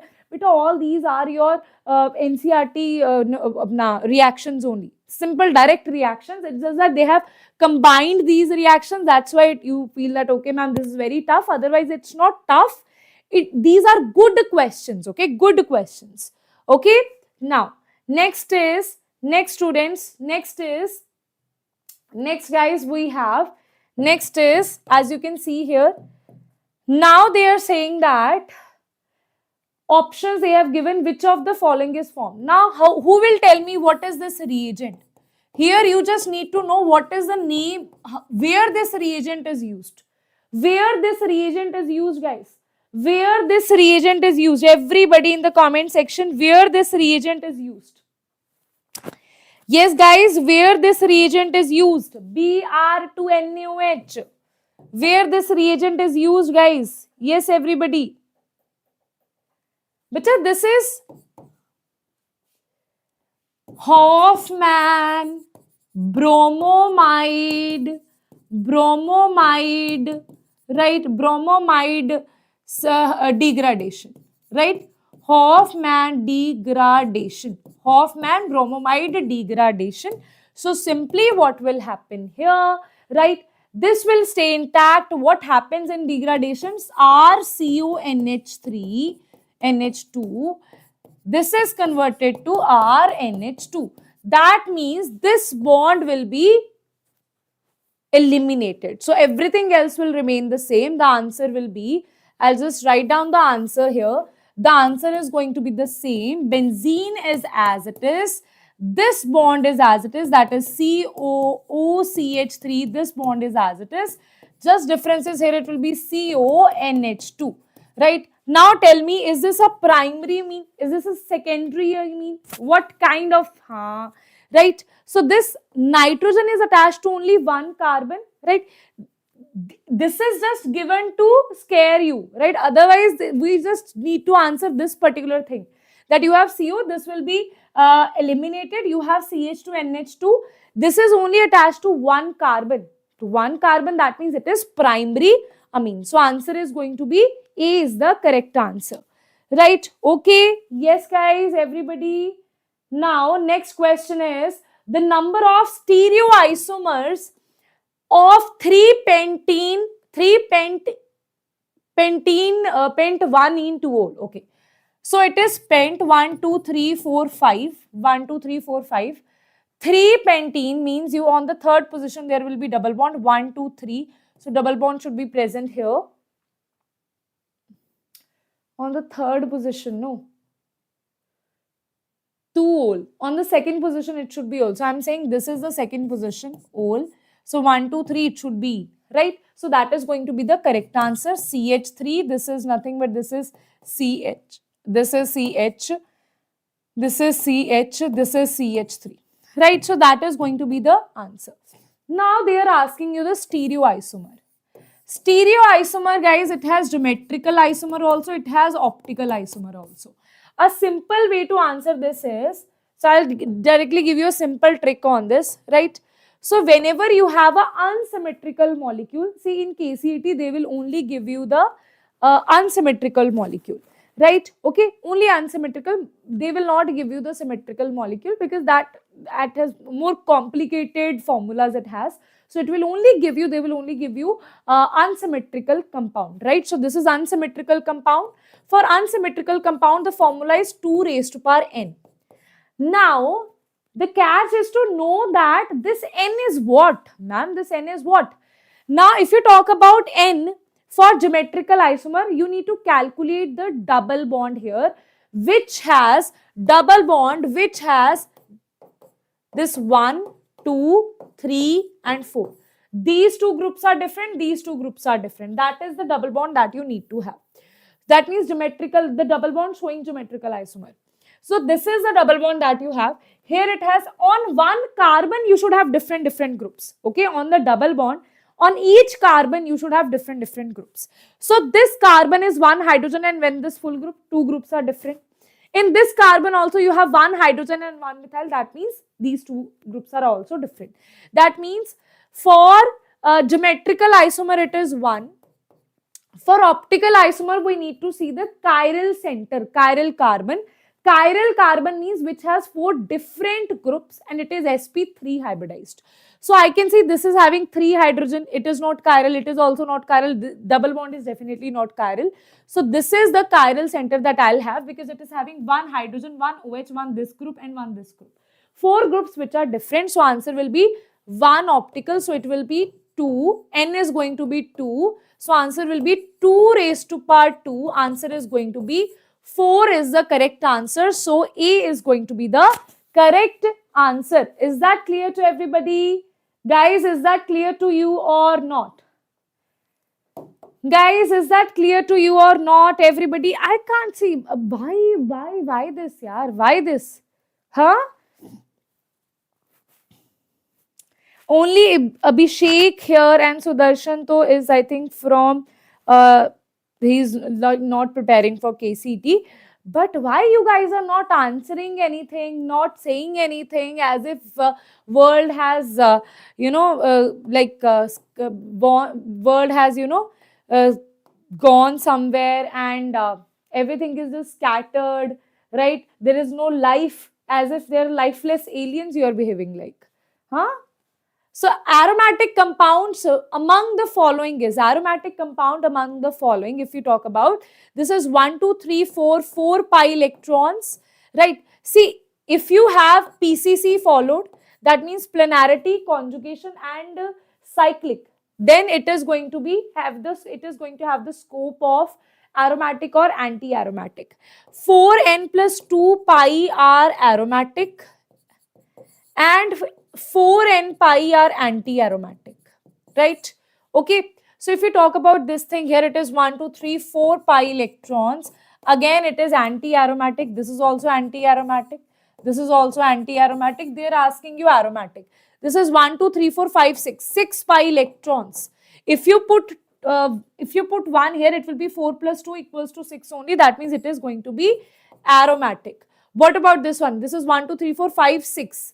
Because a negative charge has 2 electrons. So it is also 6 pi electrons. So here also it is aromatic. So answer is third and fourth are aromatic. So answer is going to be D is the correct answer, right? D is the correct answer. Okay, next question is weakest acid among the following. Weakest acid, guys, among the following. Weakest acid among the following is what? Weakest acid. Okay.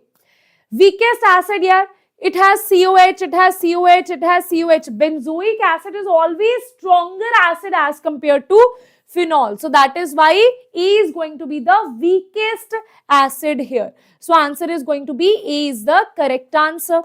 Next question is benzene, you have COH and you have CHO. Now they are saying you need to, this CHO group should be intact, but COH group should be converted to CH2OH. That means firstly you need to protect CHO group. Right? Now remember this thing. To protect CHO group, to protect ketone group or aldehyde group, what we do? We form ketal there, right? And ketal is formed by ethylene glycol. Just remember this thing, that to protect CHO group, we use H positive ethylene glycol. That is a protecting group for aldehyde or ketone, right? After that, you need to use some reducing agent and a very strong reducing agent. So that is LiAlH4. So answer is going to be A is that reagent, right? Okay. Next question is, CH3C triple bond this. Now guys, this question is repeated, okay? Repeated means we have done the same question today. It's a very, very important reaction. It is CH3C triple bond CH, right? And you are doing the acidic hydrolysis here. Acidic hydrolysis means break this pi bond, attach it on the, means it will follow Markovnikov addition. Okay, so attach the negative part because it is hydration. Negative part is OH. OH part is attached here. H part is attached here. Now again it is enol. So tautomerism will occur. Tautomerism will do the tautomerism here. It will be 1, 2, 3. Now the double bond is shifted to this position. So it will be CH3, C double bond O, and hydrogen is shifted here. So it is ketoenol tautomerism where we have formed the ketone part. Now next they are saying that to this ketone you have added I2OH. Now this I2OH, how you can get the hint that this is iodoform test? Because here they are saying that yellow precipitate are formed. That means they are talking about iodoform test here. Now on iodoform test, what exactly happens? You have CHI3 which has yellow precipitates, right? This has yellow precipitates. So this is basically C. And here you will have the formation of CH3 COO negative. That means this CO is converted to COO negative, right? This is the iodoform test, right? Okay. Now B upon, they are saying this is B, B upon Kolb's electrolysis is. What is Kolb's electrolysis, guys? What is Kolb's electrolysis? Kolb's electrolysis is very simple. It is when you have RCOO negative, it is converted to RH. Okay, it is converted to RH. Yes, everybody in the comment section, is that clear? Everybody in the comment section. Everybody in the comment section. Everybody in the comment section. So here it will be, wait a minute. This is R, say Kolb's electrolysis. No, sorry. It will be converted to RR. Okay, it will be converted to not RH. In soda lime decarboxylation, this is converted to RH. In Kolb's electrolysis, it is converted to RR. Okay, so it will be converted to RR. So here answer is going to be R is what? R is this part. So double of this is nothing but this is CH3. So it is going to be ethane is the correct answer. Okay, ethane is the correct answer. Okay guys, next question is which of the following is purine base? Which of the following is the purine base? So purine base is guanine, cytosine, thymine, Thiamine, GCTU. Which of the following is the purine base? Yes, guys, everybody. Which of the following is the purine base? So basically, these are your nitrogen bases, nitrogenous bases, right? That are used in DNA and RNA, right? This question is from biomolecules where this guanine is actually a purine base, others are pyrimidine bases, right? So this is a conceptual question, a theory based question, okay? You don't need to get into the structures here. Next is you have aniline. They are saying that you have added CH3. So basically you have added acid anhydride here. Which thing will be formed? On adding acid anhydride, what will happen? This NH group will be converted to this NH2 group. We are protecting this NH2 group. So it is converted to NH, or you can just simply say this is H here, right? One H is here. Instead of one hydrogen here, you will have the addition of C double bond O CH3, right? So this thing will be done here. After that, you are adding Br2 CH3COH. That means you are doing the bromination. Bromination will be done. You will have para as the major product always, right? Why we have done this? Why we have done this? Because students, why we have done this? The reason is because in these cases, basically in these cases, there is no meta product. Otherwise, this aniline is converted to anilinium ion and you have the formation of meta product, right? Okay, this is also written in your NCERT. All these are your NCERT based question only, right? So after the hydrolysis, what will happen? This whole group is converted to NH2 and here you have Br. So basically what you will have, here you have Br, right? And hence you will have the formation of para-bromoaniline is formed. So A is going to be the correct answer here. Everybody, is that clear? Everybody, is that clear? Is that clear to everybody? Right? Next question is, an electron makes 5 crests, right? Very, very simple question. 5 crests during one revolution. In one revolution of the hydrogen nucleus, it makes 5 crests, right? 5 crests, what do you mean by that? 5 crest means the orbit number is 5, right? 5 crest means the orbit number is 5 here. So answer is going to be, they are asking you which orbit number. So that is going to be the orbit number. Because see, this is the crest and trough. 1, 2, 3, 4. 5 crest means 5 waves you will have, right? And the number of wave will represent the, this is de Broglie's hypothesis from structure of atom, which says that if you talk about a wave, this is the crest, this is a trough. This is crest and trough part. One crest and one trough will form one wave, right? They are saying you have 5 crests, that means you have 5 waves, right? 5 waves. Now, according to de Broglie, the wave, the 2 pi r, that is the circumference will be equals to NH by 2 pi. Right? Okay. So basically this N is nothing but this is the orbit number. Hence the answer is 5 is the correct answer. Right? So the crest or trough will represent the value of the orbit number. Next is, what is the change in oxidation state of a reaction? This. Very simple. Oxidation state of iron they are asking you. If you talk about this thing here, this is FeS2. Right? Now, this is the positive part, this is the negative part. Let's take it as X, right? This is X.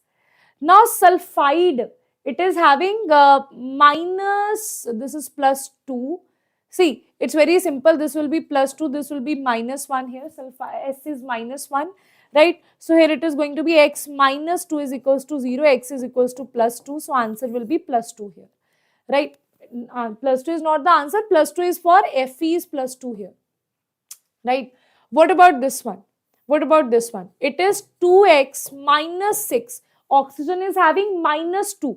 Oxygen is minus 2. So here answer will be minus 6 equals to 0. So 2x is equals to 6. X is going to be 3. So here it is plus 3. Here it is plus 3. So Fe has changed. They are asking you the change. It has changed from plus 2 to plus 3. Plus 2 to plus 3, the change is of 1. So answer is going to be plus 1 oxidation state is the change here. Right? Okay. Okay, everybody. Everyone in the comment section, is that clear? Arey, say something na, guys. Say something, yaar. Why? I don't understand that. I don't understand that, guys. What's the issue? What's the problem? Do you don't want me to teach? Do you don't like my teaching? Right? Huh? If you are here, so definitely you like it. Right? Then why are not saying something? Right? Ma'am, because it winters. Ma'am, I feel very like cold. That's the reason, ma'am. I don't want to take my hands out of the blanket. Ma'am, you speak, I'm listening. Is that the case? Okay. Next question is NH4Cl give rise to NH4 positive and Cl negative. Delta H is minus X of Kelvin calorie, kilocalorie per mole. Okay. So they are saying that above reaction will be spontaneous if. Okay. So very simple thing.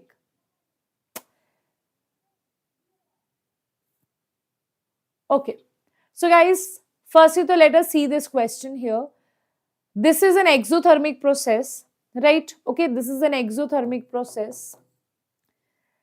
If you talk about the entropy here, firstly tell me entropy is increasing or decreasing.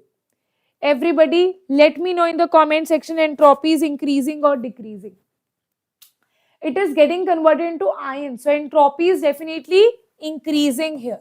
Right? Entropy is definitely increasing. So if you talk about delta G is equals to delta H minus T delta S. So students, very simply learn this thing. Entropy is positive. Delta H is positive here. This is positive. This is negative. This is negative. So what can I say here? If this is negative, this is positive. This will always be negative, this whole term. See, it doesn't matter if delta H is greater than T delta S, if delta H is less, it is always going to be negative only because this term is negative, this term is also, this is positive, that means this whole term is negative. That means always and always it is going to be negative, that means delta G negative means it is spontaneous. So at all temperature, it is going to be spontaneous. So answer will be C is the correct answer. Next question is beta simply formula based question it is. For an ideal gas, the adiabatic expansion is given to be 1.5. What is Cp for the reaction? So simply just use this formula, that is Cp is equals to R is universal gas constant multiplied by gamma minus 1. Okay, so simply just use this formula and you will get the answer here. Okay, and you will get the answer here. Yes, students, just use this formula and you will get the answer here. Answer is going to be 6. Okay, answer is going to be 6 here. Right? Okay. Chal. Next is delta E must be 0. Isothermal gas expansion. See, delta E is basically internal energy. We know that in isothermal processes, temperature is constant. Temperature constant means delta U is dependent on the temperature, so delta U will be also 0. Whether it's expansion or contraction doesn't matter, delta U will be 0 in isothermal cases. Cyclic process, all state functions are 0. Right? So that is why in all the cases, delta U is going to be 0 here. D is the correct answer. Next question, guys. We are just left with 2 more questions, okay? So, which of the following graph correctly represents the achievement of equilibrium for the reaction? You have, see, for this you need to understand 2 points here. That if you talk about dynamic equilibrium, concentration should be constant. The concentration of reactant and product should be constant at equilibrium. We are not saying it should be same. We are not saying the concentration of product and reactant should be same. Otherwise, the numericals will not happen only. Right? So that means concentration will be constant, but not same. May or may not be same. May or may not be same. May not be same. But if you talk about rate will always be constant and same. That means that's why we have equilibrium. In equilibrium, what we study, rate of forward is equals to rate of backward. Right? So that is the reason what you will have here, constant may or may not be same. So here it is constant and same also. This is also correct graph. Here it is constant but not same. But we are not asking that it should be same. Concentration may or may not be same. So this is also the correct graph. Here also it is turning out to be constant but it is not same. So this is also the correct graph. Answer is all of these are the correct graphs here. Right? Okay. Next question is, which of the following has highest molar conductivity in the solution?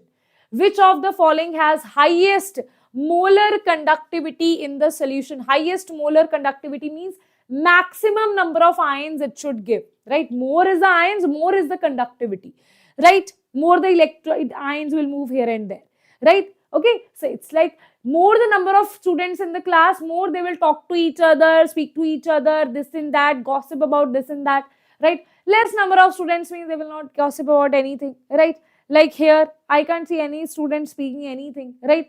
If I can see the student speaking on, that means conductivity is high. I think your conductivity is very, very low. You need to increase your conductivity. Your conductivity is as if you have exam tomorrow. Okay, so here it is 4 plus 1, 5. Here it is 3 plus 1, 4. It is 3 and it is 2. So maximum is for A. So A is going to be the correct answer here. And that is the correct answer. Okay.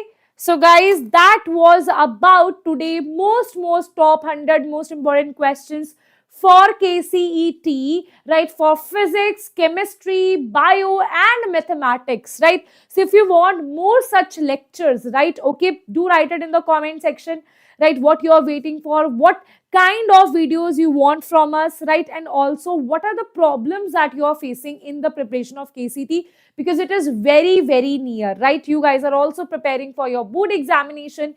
Some of you are also preparing for your different exams. Some students are also preparing for NEET or JEE and also KCET, right? Okay, so those students who are also preparing for board, I would advise you, please go through your basic concepts, because all the questions are asked from the basic concept, whatever subject you take, right? Your basics should be good. If your basics are good, then definitely just go through the questions. We are doing the practice questions for you only.